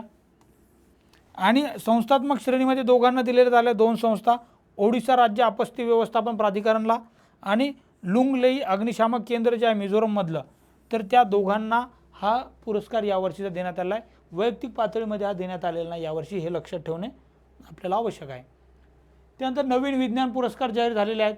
आता हे कधी होतात, तर केंद्र सरकारकडे 11 मे रोजी राष्ट्रीय तंत्रज्ञान दिनानिमित्त घोषणा केले जातात जनरली. यावर्षी काय केलं 2024 23 ऑगस्ट रोजी राष्ट्रीय अंतराळ दिनी प्रदान केले जातील असं मानण्यात आलेलं आहे. म्हणजे बघा, नॉर्मली 11 मेला करतात, राष्ट्रीय नॅशनल टेक्नॉलॉजी डे म्हणतो आपण, परंतु यावर्षी स्पेस डे जो आहे, नॅशनल स्पेस डे अंतराळ दिन 23 ऑगस्ट तेव्हा दे. म्हणजे दोन्ही डेट लक्षात ठेवूयात आपण आता, की 11 मे राष्ट्रीय तंत्रज्ञान दिन, 23 ऑगस्ट राष्ट्रीय अंतराळ दिन. केंद्र सरकारने वैज्ञानिकांना सन्मानित करण्यासाठी राष्ट्रीय विज्ञान पुरस्कारांची श्रेणी अंतर्गत 56 पुरस्कार सुरू करण्याचा निर्णय घेतला आहे. याबद्दल माहिती जर बघितलं, वेगवेगळे त्याच्यात डोमेन्स आहेत, वेगवेगळे क्षेत्र आहेत. त्यामध्ये विज्ञान रत्न पुरस्कार आहे, हा आजीवन कामगिरी करणाऱ्या विज्ञान तंत्रज्ञान क्षेत्रातील व्यक्तीला देण्यात येतो. विज्ञान श्री पुरस्कार जो आहे तो या क्षेत्रामध्ये विशिष्ट योगदान ओळखले जाते हा पुरस्कार देणाऱ्याकडून. विज्ञान संघ पुरस्कार, यामध्ये 3 किंवा अधिक शास्त्रज्ञांच्या संशोधकांच्या टीमला हा पुरस्कार दिला जातो. विज्ञान युवा शांती पुरस्कार जो आहे तो 45 वर्षाखालील भारतातील सर्वोच्च बहुविद्य शाखीय विज्ञान पुरस्कार आहे, तसा दिला जातो त्या क्षेत्राच्या अंडर, त्या डोमेनच्या अंडर. आता भारतीय वंशांच्या व्यक्तीसाठी काही गोष्टी इथे लक्षात ठेवायच्या त्या पुरस्कारामध्ये. आता जे नवीन पुरस्कार वेगळे सुरू करणार आहेत त्यासाठी ते पात्र असतील, परंतु विज्ञान रत्न फक्त एका भारतीय वंशाच्या व्यक्तीला देण्यात येईल. बाकीचे जे आहेत ते भारताच्या बाहेरची व्यक्ती असतील, विदेशी व्यक्ती असतील. विज्ञानश्री आणि विज्ञान युवा शांती स्वरूप भटनागर प्रत्येकी 3 भारतीयांना देण्यात येईल, परंतु भारतीय वंशाच्या व्यक्ती जे आहेत त्यांना विज्ञान संघ पुरस्कारासाठी पात्र असणार नाही, त्यासाठी बाहेरच्या व्यक्तींनाच मिळणार आहे. त्यामुळे हे गव्हर्नमेंटचे पुरस्कार यांचे थोडेसे नावं थोडक्यात माहीत असू द्या, की विज्ञान रत्न, विज्ञानश्री हे नवीन पुरस्कार जाहीर झालेत. त्यामध्ये मला जास्त वाटते की ह्या 2 गोष्टी लक्षात ठेवा तुम्ही, की राष्ट्रीय तंत्रज्ञान दिन आणि राष्ट्रीय अंतराळ दिन कधी असतो, 11 मे आणि 23 ऑगस्ट. आत्ताच आपल्याला माहिती आहे की लोकमान्य टिळक पुरस्कार 2023चा भारताचे पंतप्रधान नरेंद्र मोदी यांना जाहीर करण्यात आला आहे. त्यामुळे यावर एक चांगला प्रश्न येऊ शकतो. आता हा पुरस्कार कधी देण्यात येतो, तर हा दरवर्षी आपल्याला तुम्हाला दिसेल की लोकमान्य टिळकांची जी पुण्यतिथी आहे 1 ऑगस्ट, तो दरवर्षी वितरित करण्यात येतो त्या दिवशी. सुरुवात जर बघितली तर 83 झालेली आहे, 1983 41वी आवृत्ती आहे 2023ची. स्वरूप जर बघितलं पुरस्काराचं स्मृतिचिन्ह, मानपत्र आणि 1 लाख रुपये देण्यात येतात. टिळक महाराष्ट्र ट्रस्टद्वारे हा दिला जातो पुरस्कार. त्याचे सध्या अध्यक्ष जर बघितले तर डॉक्टर दीपक टिळक, हे पण नाव लक्षात ठेवू आपण. आता 23च्या पुरस्काराबद्दल बघितलं आपण की पंतप्रधान नरेंद्र मोदी यांना सन्मानित करण्यात आले, त्यामुळे जास्त महत्त्वाचं आहे. मागील काही वर्षातले बघून घेऊयात आपण, जर का तिथे एक कालानुक्रमे लावायला आलं किंवा कुठे जोड्या लावामध्ये आलं तर 2022च्या जे आहे ते टेसी थॉमस जे आहे ते सायंटिस्ट त्यांना देण्यात आला होता. 2021चा जो आहे तो सायरस पुनावाला यांना मिळाला होता. आणि 2020चा जो आहे तो सोनम वांगचुक, जे आपल्याला माहिती आहे लडाखमधले एक मोठे समाजसेवक आणि सोशल वर्कर आहेत, त्यांना मिळाला होता. त्यानंतर नेक्स्ट महत्त्वाचा उद्योगरत्न पुरस्कार आहे, कारण हा पहिला पुरस्कार आहे यावर्षी महाराष्ट्राचा जो जाहीर झाला तो कोणाला मिळाला आहे, तर जे काय आपल्याला रतन टाटा, एक मोठं नाव माहीत आहे, त्यांना हा उद्योगरत्न पुरस्कार देण्यात आला आहे. महाराष्ट्र शासनाने जुलै 2023 उद्योगरत्न पुरस्कार देण्याचा निर्णय घेतला होता. 19 ऑगस्ट 2023 रोजी मग कोणाला दिला, ज्येष्ठ उद्योगपती रतन टाटा यांना महाराष्ट्राचे मुख्यमंत्री कोणाच्या हस्ते देण्यात आला, तर मुख्यमंत्री एकनाथ शिंदे यांच्या हस्ते प्रथमच उद्योगरत्न पुरस्कार प्रदान करण्यात आला आहे. महाराष्ट्र भूषण पुरस्कार साहित्य, कला, विज्ञान या क्षेत्रामध्ये अलौकिक कामगिरी करणाऱ्या कोणकोणते क्षेत्र आहेत बघा, साहित्य, कला आणि विज्ञान. याच धर्तीवर यावर्षीपासून उद्योगरत्न पुरस्कार देण्यात येणार आहे. म्हणजे याआधी साहित्य, कला, विज्ञान यावर द्यायचे अलौकिक कामगिरी करणाऱ्या या धर्तीवर उद्योगरत्न आता हा पुरस्कार यावर्षीपासून देण्यात आला आहे. महाराष्ट्र औद्योगिक विकास महामंडळ, जे आपल्याला माहीत असते MIDC नावाने, त्यांनी शाल, मानपत्र, स्मृतिचिन्ह असे काही सन्मानाचे स्वरूप ठेवलेलं आहे. त्यासोबतच उद्योग क्षेत्रात खालील पुरस्कार देण्यात आले त्याच दिवशी. ते म्हणजे उद्योग मित्र पुरस्कार जो आदर पुनावाला यांना मिळालेला आहे. उद्योगिनी पुरस्कार जे आहे त्या महिलांमध्ये गौरी किर्लोस्कर यांना देण्यात आलेला आहे. आणि उत्कृष्ट मराठी उद्योजक पुरस्कार जो आहे तो विलास शिंदे या व्यक्तींना देण्यात आलेला आहे. त्यामुळे हे 4ही नाव आपण इथे लक्षात ठेवणार आहे, आदर पुनावाला, गौरी किर्लोस्कर आणि विलास शिंदे. रतन टाटा तर सर्वांच्या लक्षात राहणारच आहे. त्यानंतर विष्णुदास भावे गौरव पुरस्कार, हा पण एक महत्त्वाचा पुरस्कार आहे साहित्य क्षेत्रातला, नाट्य क्षेत्रातला. तर अखिल महाराष्ट्र नाट्य विद्या मंदिर समिती सांगलीद्वारे हा दिला जातो. यावर्षी 56वी आवृत्ती आहे. हा पुरस्कार कोणाला देतात, तर मराठी रंगभूमी गाजवणाऱ्या कलाकारांना सन्मानित करण्यासाठी हा पुरस्कार देण्यात येतो.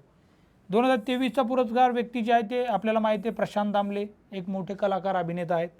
त्यांचा अल्पपरिचय जर बघितला, प्रसिद्ध रंगभूमी कलाकार, ज्येष्ठ नाटककार, दिग्दर्शक, अभिनेते म्हणून त्यांची ओळख आहे. सध्या जे आहेत प्रशांत दामले हे नाट्य परिषदेचे विद्यमान अध्यक्ष पण आहेत. त्यांच्याकडे तो पण एक कार्यभार आहे आणि त्यांना असा विष्णुदास भावे गौरव पुरस्कार 23चा मिळाला आहे. तर या पुरस्काराबद्दल जर बघितलं 56वी आवृत्ती आहे. अखिल महाराष्ट्र नाट्य विद्या मंदिर समिती सांगलीद्वारे दिला जातो. याबद्दल आपण आत्ताच बघितलं की रंगभूमी वगैरे हे पुन्हा रिपीट झालेलं दिसते मला इथे. ठीक आहे, हे बघितलंच आपण. पुढे जाऊयात आपण. लता मंगेशकर जीवन गौरव पुरस्कार 2023चा कोणाला दिलेला आलेला आहे, तर इथे दिसतील आपल्याला सुरेश वाडकर, जे आपल्याला माहीत आहे की त्यांचं गायन, संगीत आणि गायन क्षेत्रात जी प्रदीर्घ सेवा करणाऱ्या व्यक्तीला देतात आणि त्यांचं गायन आहे आपल्याला माहिती आहे एक प्रदीर्घ आहे. हा महाराष्ट्र राज्य शासनाचं जे सांस्कृतिक कार्य मंत्रालय त्यांच्यातर्फे देण्यात येतो हा लता मंगेशकर जीवन गौरव पुरस्कार. म्हणजे हा प्रायव्हेट नाही आहे तर गव्हर्नमेंटचा आहे, महाराष्ट्र शासनाचा आहे. पहिला पुरस्कार कोणाला मिळाला होता तर माणिक वर्मा यांना मिळालेला होता. सुरुवात 1992ला झाली तेव्हा. आणि 23चा जो येतो सुरेश वाडकर यांना देताना दिसतात आपल्याला. मुख्यमंत्री आहेत, उपमुख्यमंत्री इथे आणि बाकीचे पण मंत्री आपल्याला इथे दिसतात देताना. दिव्यांग सक्षमीकरणासाठी 2023चे राष्ट्रीय पुरस्कार प्रदान करण्यात आलेले आहे. यामध्ये आता ॲक्च्युली माहिती आपल्याला की ते 3 डिसेंबर आंतरराष्ट्रीय दिव्यांग दिन जे आहे त्यानिमित्त कोणाच्या हस्ते तर आपल्या राष्ट्रपतीच्या द्रौपदी मुर्मू यांच्या हस्ते 21 व्यक्ती आणि 9 संस्थांना दिव्यांगजन सक्षमीकरण या नावाखालचे जे राष्ट्रीय पुरस्कार आहे ते प्रदान करण्यात आले. अपंग समाजाच्या सर्वांगीण विकासात योगदान देणाऱ्या वैविध्यपूर्ण प्रतिभा आणि प्रयत्नांची दखल घेत हे पुरस्कार प्रदान करण्यात आले. याच्यात आता महत्त्वाचे विजेते जर बघितले आपण तर दिव्यांग सशक्तीकरणासाठी सर्वोत्कृष्ट संस्था म्हणून आपल्या महाराष्ट्रातील दीपस्तंभ फाउंडेशन जे आहे जळगावचं त्यांना आणि सार्थक एज्युकेशनल ट्रस्ट नवी दिल्ली यांना हा पुरस्कार देण्यात आलेला आहे सर्वोत्कृष्ट संस्था म्हणून. दिव्यांगांसाठी सर्वोत्कृष्ट नियोक्ता म्हणून ॲमेझॉन इंडियाला देण्यात आलेला आहे पुरस्कार. सुगम्य भारत अभियानाची सर्वोत्कृष्ट अंमलबजावणी करणारं कोणतं राज्य आहे किंवा केंद्रशासित प्रदेश तर त्यासाठी मध्य प्रदेशला देण्यात आला आहे. सर्वोत्कृष्ट सुगम्य माहिती संपर्क तंत्रज्ञान यासाठी India signing hands private limited जी मुंबईची एक प्रायव्हेट लिमिटेड कंपनी आहे त्यांना देण्यात आलेला आहे कोणता सर्वोत्कृष्ट सुगम्य माहिती व संपर्क अशा नावाचा पुरस्कार. त्यानंतर दोन तीन गोष्टी आहेत याबद्दल आपल्याला माहीत पाहिजे. अपंग व्यक्तींचे हक्क कायदा UDID आणि अपंग लोकांच्या सक्षमीकरण योजनांच्या अंमलबजावणीमध्ये कोण टॉपमध्ये. सर्वोत्कृष्ट जिल्हा आपल्या महाराष्ट्रातला गडचिरोली. सर्वश्रेष्ठ दिव्यांगजन सत्यप्रकाश तिवारी जे मुंबईचे आहेत आणि वैभव सांगळे जे आहेत ते अकोल्याचे आहेत यांना मिळाला आहे. श्रेष्ठ दिव्यांग बालिका GRI मुंबईचे जे आहेत त्यांना हा श्रेष्ठ दिव्यांग बालिका म्हणून मिळाला आहे. म्हणजे 3 नावं लक्षात ठेवूयात आपण, सत्यप्रकाश तिवारी, वैभव सांगळे आणि GRI या व्यक्ती ज्या दिव्यांगजन आहेत सर्वश्रेष्ठ या कॅटेगरीमध्ये त्यांना हा पुरस्कार मिळण्यात आलेला आहे. पुढे महाराष्ट्र भूषण पुरस्कार हा महाराष्ट्र सरकारचा सर्वोच्च नागरी पुरस्कार आहे. सुरुवात 1996 मध्ये झालेली आहे याची. यामध्ये 25 लाख रुपये रोख, स्मृतिचिन्ह आणि प्रशस्तीपत्र देतात. सुरुवातीला हा साहित्य, कला, क्रीडा, विज्ञान या क्षेत्रासाठी पुरस्कार दिला जायचा. नंतर त्यामध्ये सामाजिक कार्य, पत्रकारिता, सार्वजनिक प्रशासन, आरोग्य सेवा या क्षेत्रांचा पण समावेश करण्यात आलेला आहे. महाराष्ट्र भूषण पुरस्कार प्राप्त करणारे अप्पासाहेब धर्माधिकारी हे 18वे व्यक्ती ठरले आहेत. 2023 पासून महाराष्ट्र भूषण पुरस्काराची रक्कम 10 लाखहून 25 लाख रुपये करण्यात आली आहे. तर महाराष्ट्र भूषण हा एक महत्त्वाचा पुरस्कार आपल्याला माहीत पाहिजे आणि अप्पासाहेब धर्माधिकारीपर्यंत माहीत पाहिजे. साहित्य अकादमीचे 2023चे पुरस्कार 12 मार्च 54ला सुरुवात झालेली आहे. केंद्र सरकार देते साहित्य अकादमीचे पुरस्कार. मुख्यालय नवी दिल्ली आहे. भारतातील राष्ट्रीय स्तरावरील साहित्य क्षेत्रातील सर्वोच्च पुरस्कार आहे ते साहित्य अकादमीचे. एकूण 24 भाषेत देतात. आपल्याला यावर प्रश्न पण येऊन गेला आहे राज्यसेवा पुरवल्याला. तर या 22 राज्य घटनेतील 22 भाषा अधिक 2 या 2 कोणत्या आहेत तर राजस्थानी एक आहे त्यामध्ये आणि इंग्रजी दुसरी, अशा 24 भाषांमध्ये हा पुरस्कार देण्यात येतो. याच्यामध्ये आपल्याला दिसेल की आता साहित्य अकादमीचा इंग्लिशचा जो पुरस्कार आहे तो कोणत्या पुस्तकासाठी दिलेला आहे. Grand parents bag of stories, Sudha Murthy या लेखिकांनी आत्ताच आपण बघितलं की ग्लोबल इंडियन अवॉर्ड मिळणाऱ्या सुधा मूर्ती ज्या आहेत त्यांचं पुस्तक जे आहे या नावाचं बघा इथे तुम्हाला दिसेल grandma's bag of stories. Grand parents तिथं आलेले तर इथं ग्रँडमाज बॅग ऑफ स्टोरीज या पुस्तकासाठी त्यांना हा पुरस्कार देण्यात आलेला आहे साहित्य अकादमीचा इंग्लिशमधला. त्यानंतर महाराष्ट्रातील जर बघितलं आपण तर वेगवेगळ्या भाषेत जे दिले जातात त्यात मराठी भाषेतील बघूयात आपण. यामध्ये बघा साहित्य अकादमीचा पुरस्कार जो 23चा मिळाला आहे ते कृष्णात खोत यांना मिळालेला आहे. पेशाने शिक्षक आहे ते इथे दिसेल तुम्हाला कृष्णात खोत. 2017मध्ये त्यांचे जे रिंगण नावाची कादंबरी झाली होती त्यासाठी या साहित्य अकादमीचा पुरस्कार त्यांना देण्यात आला आहे। यामध्ये बघा बदलते खेडे, उद्ध्वस्त होणारी ग्राम संस्कृती हे विषय नेहमी त्यांच्या लेखनाच्या केंद्रस्थानी राहिले आहेत। रिंगणमध्ये त्यांनी विस्थापितांचा संघर्ष मांडलेला, इथे दिसेल तुम्हाला रिंगण नावाचं पुस्तकाचं कव्हर पेज आहे। त्यानंतर त्यांचे महत्त्वाचे जे काही लिखाण आहे साहित्य त्यामध्ये गावठाण नावाचं पण आहे, 2005मध्ये त्यांनी प्रकाशित केलं होतं ती कादंबरी। त्यानंतर झडझिंबाड, रौंदाळ, धूळ माती, नांगरला विना भुई असे त्यांचे वेगवेगळे जे काही आहेत ललित व्यक्तिचित्रण असे फेमस साहित्य त्यांचे आहेत। आणि त्यांना कोणत्या पुस्तकासाठी कादंबरीसाठी मिळालं तर रिंगण या कादंबरीसाठी मिळालं ते माहीत पाहिजे। नेक्स्ट युवा साहित्य पुरस्कार जे आहे युवा कॅटेगरीमध्ये, तर त्यामध्ये 35 वर्षाखालील लेखिकांची यासाठी निवड केली जाते। 2023चा सन्मान जो आहे तो विशाखा विश्वनाथ यांच्या स्वतः विरुद्ध उभं करताना या कविता संग्रहाला युवा साहित्य अकादमीचा पुरस्कार मिळालेला आहे। स्वतः विरुद्ध उभं करताना या कादंबरीसाठी या कविता संग्रहासाठी त्यांना मिळालेला पुरस्कार आहे। यांचा कविता संग्रह पुण्याच्या कविता संग्रह गमभन प्रकाशनने प्रकाशित केला आहे। गमभन अशा नावाचं ते प्रकाशन आहे। तिथे दिसतील तुम्हाला विशाखा विश्वनाथन त्यांचा फोटो आहे। 23चा त्यांना मिळाला आहे। 22चा या आधीचा जर बघितला तर पवन नालट नावाचे जे काही साहित्यिक आहेत, मी संदर्भ पोखरतोय मालक या नावाच्या साहित्यकृतीसाठी मिळाला। 2021चं जर बघितलं तर प्रणव सखदेव यांचे काळे करडे स्ट्रोक यावर आय थिंक प्रश्न येऊन गेला आहे MPSCला। 2020चा देवबाभळी जे प्राजक्त देशमुख यांना साहित्य अकादमीचा पुरस्कार मिळाला होता युवा साहित्य पुरस्कार या कॅटेगरीमध्ये। त्यानंतर एक बाल साहित्य पुरस्कार असतो साहित्य अकादमीचा। मराठी भाषेमध्ये जर बघितला तर मागील 5 वर्षातील सर्वोत्कृष्ट बाल साहित्यास देण्यात येतो हा। 23चे सन्मानामध्ये एकनाथ आव्हाड जे आहेत त्यांच्या छंद देई आनंद या किशोर कवितांच्या संग्रहाला हा बाल साहित्य पुरस्कार मिळालेला आहे। या कविता संग्रहाचे जे पुण्याचे दिलीपराज प्रकाशन यांनी प्रकाशन केलं आहे। एकनाथ आव्हाड यांची साहित्य संपदामध्ये जर बघितले महत्त्वाची तर जग बदलूनी घालूनी गावं, शब्दांची नवलाई, आनंदाची बाग, आनंद एकदा काय झालं असे त्यांचे महत्त्वाचे पुस्तक आहेत। परंतु कोणत्यासाठी मिळालं त्यांना? छंद देई आनंद या किशोर कवितांच्या संग्रहाला त्यांचा बाल साहित्य पुरस्कार 2023चा साहित्य अकादमीने देण्यात आलेला आहे। त्यामुळे एकनाथ आव्हाड यांचं नाव विसरायचं नाही आपल्याला। या आधीचे जर बघितले आपण तर 23चा बघितला आपण एकनाथ आव्हाड। 22चे जर बघितले तर PUची वही संगीता बर्वे यांनी लिहिलेल्या साहित्यकृतीबद्दल देण्यात आलेला आहे। 2021चा जो जोकर बनला किंगमेकर संजय वाघ यांनी लिहिलेली साहित्यकृती आहे।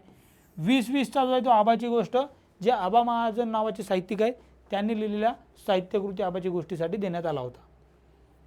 पुढे आता ऑस्कर पुरस्कार 23 आणि 24चे थोडक्यात आपण बघून घेऊयात, कारण ऑस्करवरही प्रश्न येण्याचा चान्स का वाढलेला आहे, कारण भारतातल्या 2 अशा काही गोष्टी आहेत कलाकृती आहेत त्यांना मिळालेला आहे।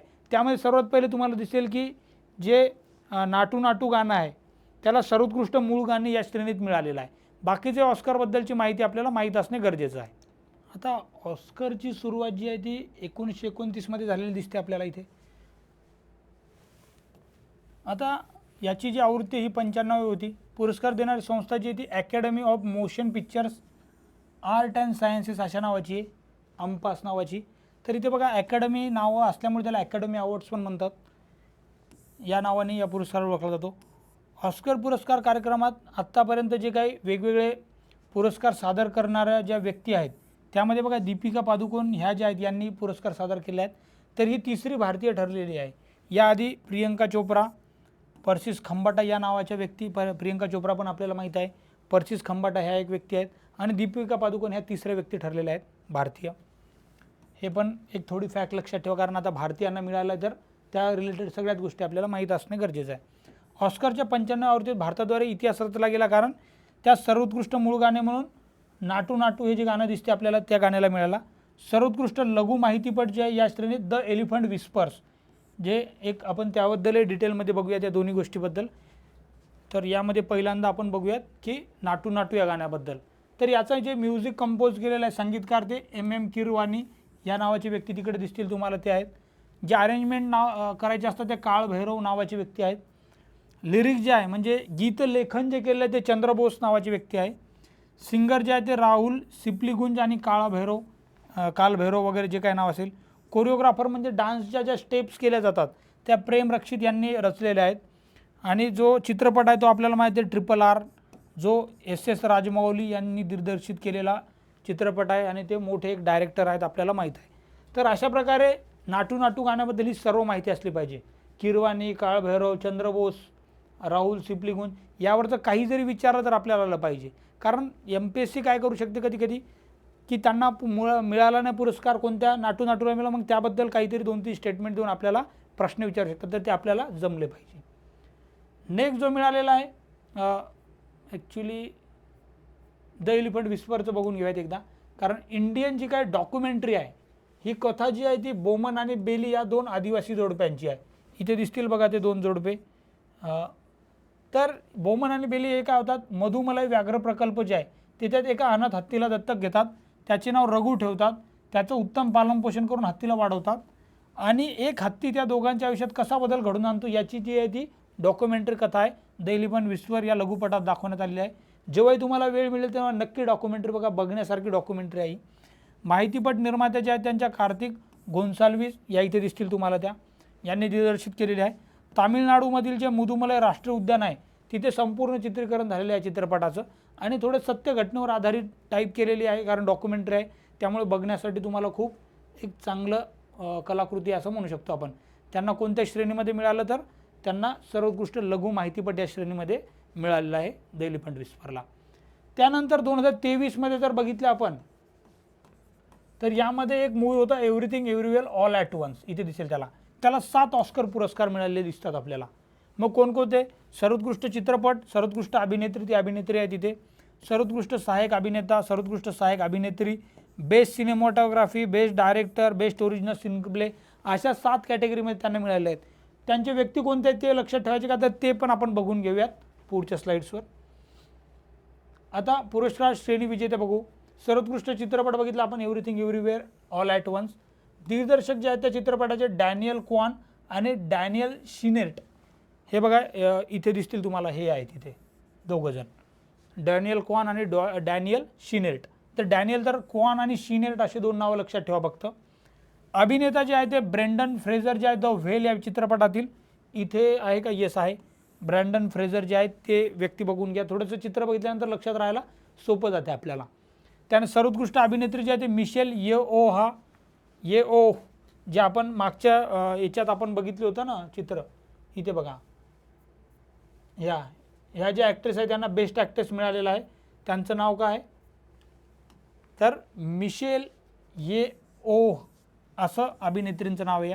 सर्वोत्कृष्ट मूळ गाणे आपण आत्ताच बघितलं नाटू नाटू आहे. सर्वोत्कृष्ट लघु माहितीपट जे आहे ते द एलिफंट विस्पर, यांचे कार्तिकी गोन्साल्विस डायरेक्टर आणि मुनीत मोंगा यांचा तो एक माहितीपट डॉक्युमेंटरी आहे, ते तिथे तुम्हाला दिसेलही एलिफंट विस्परचं. त्यानंतर बाकीचे काय बघून घेऊयात आपण. सर्वोत्कृष्ट आंतरराष्ट्रीय जे चित्रपट आहे, जो म्हणजे इंग्लिश सोडून बाकीच्या देशातून असतो, तो जर्मनीमधील जे आहे all quiet on the western front नावाचा आहे. ॲनिमेशन जे असते ॲनिमेटेड चित्रपट, त्याच्यात गिलेर्मो डेलो टोरो हे इथे नाव दिसेल तुम्हाला, हे व्यक्ती आहेत ते डायरेक्टर, फेमस आहेत ते, बरेच त्यांचे बाकीचे पण चित्रपट फेमस आहेत. त्यांचं जे पिनोचिओ, हे बघा पिनोचिओ नावाचा जो काही ॲनिमेटेड मूवी आहे, तर त्यासाठी त्यांना सर्वोत्कृष्ट ॲनिमेटेड चित्रपट मिळाला आहे. सर्वोत्कृष्ट सहाय्यक अभिनेता जे के हुआ क्वान एव्हरीथिंग एव्हरीवेअरवाले आहेत ते. सर्वोत्कृष्ट सहाय्यक अभिनेत्री ते जेमिटी कार्टिस, अगेन त्या चित्रपटातील आहे ती. सर्वोत्कृष्ट चित्रपट संपादन जे आहे ते पण एव्हरीथिंग एव्हरीवेअर ऑल ॲट वन्सला आहे. ध्वनिमुद्रण जे आहे ते टॉप गन मॅव्हरिक, जो टॉम क्रूजचा मूवी आलेला होता, चांगला मूवी आहे तो, पण त्याला साऊंडसाठी ऑस्कर मिळालेला दिसतो आपल्याला. त्यानंतर एक महत्त्वाचे पुरस्कार आंतरराष्ट्रीय लेवलवर एमी पुरस्कार आहे 2023चे. 49ला सुरुवात होऊन ही 51वी आवृत्ती आहे.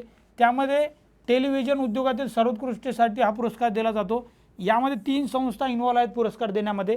पहिले academy of television arts and science, दुसरे national academy of television art and science, तिसरे international academy of television art and science. म्हणजे अकादमी ऑफ नॅशनल आणि इंटरनॅशनल हे 3 कीवर्ड येतं, बाकीचे तर ते सेमच नाव आहे. यामध्ये भारतामधील एकता कपूर आणि वीरदास जे आहेत त्यांना सन्मानित करण्यात आलं आहे. इंटरनॅशनल डायरेक्टर पुरस्कारामध्ये एकता कपूर यांना पुरस्कार मिळाला एमीचा, आणि बेस्ट युनिक कॉमेडियन वीरदास जे आहेत इथे दिसेल तुम्हाला, कॉमेडियन आणि ह्या डायरेक्टर आहेत एकता कपूर, यांना एमी पुरस्कार मिळालेले आहेत. नेक्स्ट दिसतील आपल्याला आता 2024चे गोल्डन ग्लोब पुरस्कार 81वे, ज्याला आपण म्हणू शकतो की अकॅडमी अवॉर्डचे इक्वॅलंटच आहेत. तर यामध्ये कॅलिफोर्नियामधील 81व्या गोल्डन ग्लोब पुरस्काराचं वितरण करण्यात आलं. सर्वोत्कृष्ट चित्रपट कोणता तिथे, तर ओपन हॅमर, जो आपल्याला माहीत आहे की अणुबॉम्बचं जे काही हे केलं होतं, शोध लावला होता, ते शोध लावणारे सायंटिस्ट आहे त्यांच्यावर हा पिक्चर काढलेला आहे. तर त्या सर्वोत्कृष्ट चित्रपट ड्रामा म्हणून त्याला ओपनहायमरला मिळाला. सर्वोत्कृष्ट दिग्दर्शक जे आहेत त्याच पिक्चरचे जे काही दिग्दर्शक आहे क्रिस्टोफर नोलन त्यांना मिळालेलं आहे. त्यानंतर त्यामधील सर्वोत्कृष्ट अभिनेता जे आहेत ते त्या चित्रपटातील जे काही अभिनेते आहेत सिलियन मर्फी यांना मिळालेला आहे. आणि सहाय्यक अभिनेता जे आहेत इथे दिसते का सहाय्यक सर्वोत्कृष्ट सहाय्यक अभिनेता, ठीक आहे पुढच्या पेजवर असेल तर ते याच ओपनहायमर मूवीमधीलच आहेत. त्यानंतर सर्वोत्कृष्ट ॲनिमेटेडमध्ये the boy and the heron. सर्वोत्कृष्ट अभिनेत्री जी आहे ती Lily Gladstone, killers of the flower moon या चित्रपटातील अभिनेत्री आहेत त्या. सर्वोत्कृष्ट चित्रपट म्युझिकल आणि कॉमेडीमध्ये पुअर थिंग्सला मिळालेला आहे. सर्वोत्कृष्ट अभिनेत्री जी आहे ती म्युझिकल आणि कॉमेडी एमा स्टोन, त्या म्हणजे पुअर थिंग्स पण लक्षात ठेवायची गरज आहे आपल्याला. सर्वोत्कृष्ट अभिनेता कॉमेडीमध्ये पॉल नियामपट्टी. सर्वोत्कृष्ट गैर इंग्रजी भाषेतील जे आहे ते ॲनाटॉमी ऑफ फॉल. या आता हे सर्व 2024चे आहेत. 23चे आपण बघितले व्यवस्थित, 24चे पण व्यवस्थित बघा. त्यांची वाटतं थोडे सर्च करून ते ॲक्टरचे यांचे फोटो बघितले तर आपल्याला चांगले लक्षात राहतील मूवीचे. इथेही तुम्हाला बऱ्यापैकी कळू शकतात की काही फोटोज दिलेले आहेत, थोडं क्लिअर येणार नाही परंतु एक मिनिट, हां थोडंसं इथे तुम्हाला काही गोष्टी दिसतील पण ब्लॅक असल्यामुळे मला वाटतं नाही दिसणार. ठीक आहे, क्लिअर येत नाही आहे यामध्ये, ठीक आहे तर ते नंतर बघून घ्या तुम्ही त्यामध्ये. आता त्यानंतर एक महत्त्वाचा आपला एरिया राहतो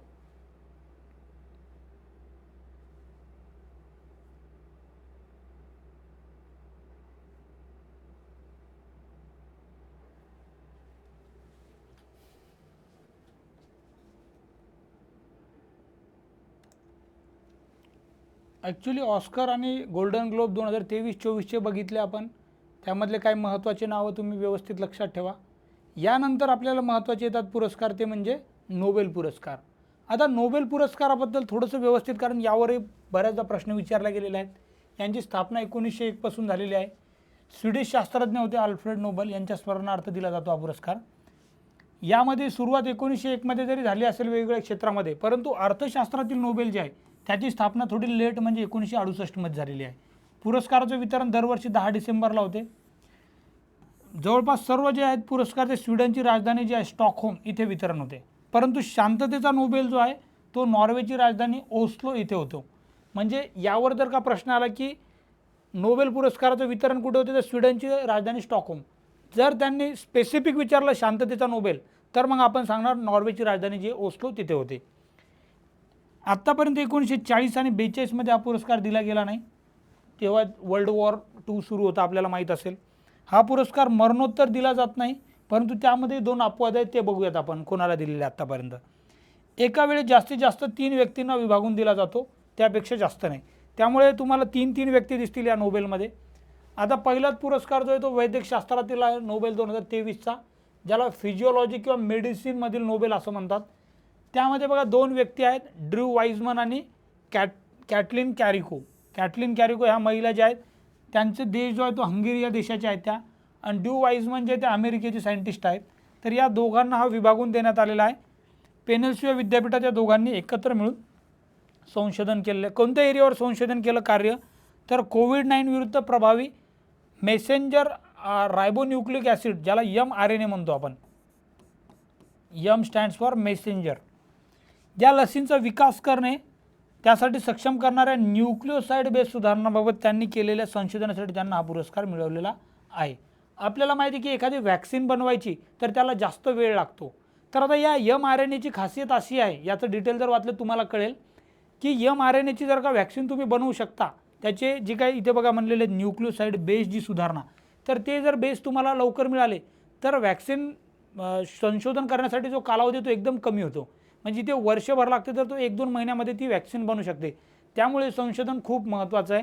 त्यामुळे मग त्यांना मेडिसिनमधला नोबेल दिला कोणाला, कॅटलिन कॅरिको आणि ड्रू वाईजमन या 2 व्यक्तींना. सो मग वाईजमन आणि कॅरिको असे तुम्ही 2 कीवर्ड जर लक्षात ठेवले, ते वाईजमन आणि कॅरिको, WK वगैरे असं काही जे तुम्हाला ठेवायचं ते ठेवा, आणि mRNA हा एक कीवर्ड लक्षात ठेवा. दुसरा दिसेल आपल्याला भौतिकशास्त्र, म्हणजे ज्याला आपण फिजिक्स म्हणतो.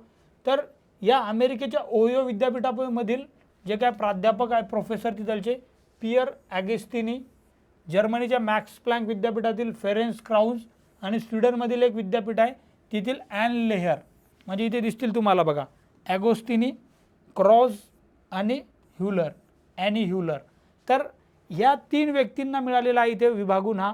तर त्यांनी काय केलेलं आहे, तर प्रकाशाच्या अत्यंत सूक्ष्म कालावधी ज्याला ॲटोसेकंद म्हणतात, 10⁻18 म्हणजे 1 सेकंदाचा इतका छोटा भाग, म्हणजे खूप खूप आपण अब्जाधीश लेवलला जावं लागेल आपल्याला सेकंदाच्या.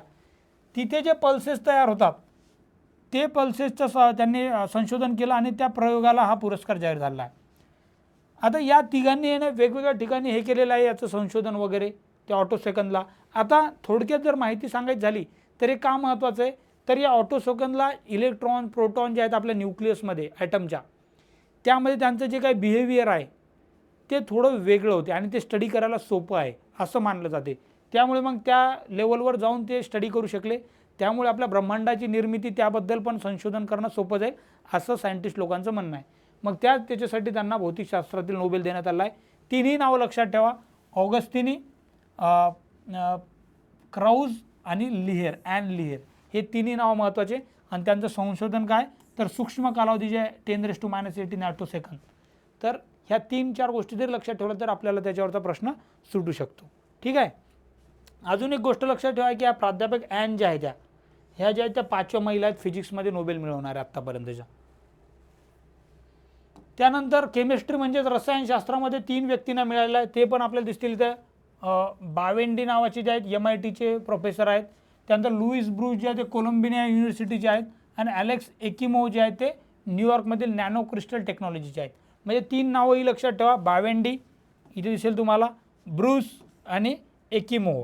हे तिन्ही फक्त 3 सरनेम जर लक्षात ठेवले तर तुम्हाला ते येऊन जाईल जर का परीक्षेत विचारलं तर. त्यांनी कुठे शोध लावला तर क्वांटम डॉट्स.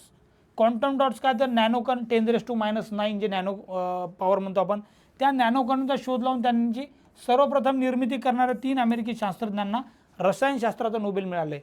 म्हणजे तिथे काय लक्षात ठेवणार, 3 नावं, बावेंडी, ब्रूस, एकिमोव. कोणतं संशोधन आहे, क्वांटम डॉट्स. ते कोणत्या लेवलवर चालते तर नॅनोकणाशी रिलेटेड, नॅनो पार्टिकल रिलेटेड आहे. इतकं जरी तुम्ही लक्षात ठेवलं, for the discovery of synthesis of quantum dots, जे नॅनो लेवलवर क्वांटम डॉट्स तयार होतात, सिंथेसिस म्हणजे निर्मिती होते, तर त्या रिलेटेड आहे. इतकं लक्षात जरी ठेवलं तर तुम्हाला त्यावरचा प्रश्न सोडवता येईल. त्यानंतर साहित्यातील नोबेल दिसेल तुम्हाला इथे. नॉर्वेजियन लेखक जे आहेत जॉन फॉसे यांना मिळालेलं आहे साहित्यातील नोबेल. त्यांची निवड समिती जी होती साहित्यातील नोबेलच्या, त्याचे अध्यक्ष अँडर्स ओल्सन होते. साहित्याचा नोबेल मिळवणारे नॉर्वेचे ते 4थे लेखक आहेत. म्हणजे नॉर्वेच्या याआधी 3 लेखकांना ऑलरेडी मिळालेला आहे. नाइनोस्क्र या नॉर्वेतील एका स्थानिक भाषेत लिहितात ते. म्हणजे त्यांची बघा ही एकदम कमी वापरली जाणारी भाषा आहे नॉर्वेतील, त्यामध्ये लेखन करतात. त्यांची पहिली कादंबरी जी होती ती रेड ब्लॅक या नावाने प्रसिद्ध झाली ती. त्यानंतर and we will never be parted ही नाट्यकृती लिहिलेली आहे. याची इयर लक्षात ठेवायची गरज नाही आहे, फक्त एक आयडिया असू द्या की पहिली कादंबरी रेड ब्लॅक आणि and we will never be parted हे त्यांचं एक नाट्यकृती होती. जॉन फॉसे यांनी स्वतःचीच लेखन पद्धती विकसित केली ज्याला फॉसे मिनिमॅलिझम म्हटलं जाते. फॉसे मिनिमॅलिझम म्हणजे काय, तर मिनिमॅलिझमचा अर्थ काय की एखादी गोष्ट खूप संक्षिप्त करणे, छोटी छोटी करत नेणे. मग तशी त्यांनी एक पद्धती डेव्हलप केलेली आहे आणि त्या पद्धतीने ते लिहितात. त्यांची जी प्रसिद्ध रचना आहे अ न्यू नेम सेप्टॉलॉजी, हे 2022च्या त्यांच्या आंतरराष्ट्रीय बुकर पुरस्काराच्या अंतिम फेरीपर्यंत गेलं होतं. प्रमुख पुस्तके जर बघितलं, अ न्यू नेम सेप्टॉलॉजी 6-7 असं नावाचं आहे. I am the wind, melancholy, bath house, the dead dogs असे त्यांचे महत्त्वाचे जॉन फॉसे यांचे पुस्तकं आहेत. या आधीचे नोबेल जर बघितले साहित्यातले आपण तर 23चा जॉन फॉसे यांना मिळाला बघितला आपण. 22चा ॲनी एर्नॉक्स नावाच्या फ्रान्सच्या लेखिका आहेत. त्यानंतर 21चा अब्दुल रजाक गुरनाह, 2020चा लुईस ग्लक अमेरिकन जे काय आहेत साहित्यिक त्यांना मिळाला. म्हणजे Jon Fosse, Annie Ernaux, Abdul Razak, Louise Gluck असे 3-4 नावं लक्षात ठेवा तुम्ही, हे पण गरजेचे आहेत. नेक्स्ट आता खूप महत्त्वाचा, व्हेरी इम्पॉर्टंट, की नोबेल पुरस्कारात कुठे प्रश्न येऊ शकतो यावर्षी असं जर मला विचारलं कोणी की सर करा प्रेडिक्ट, तर मी म्हणेल की बाकीचं तर कराच तुम्ही, सोडू काहीच नका, पण हा खूप चांगला करा, यावर प्रश्न येऊ शकतो. तो म्हणजे नर्गिस मोहम्मदी, शांततेचा नोबेल मिळणारा.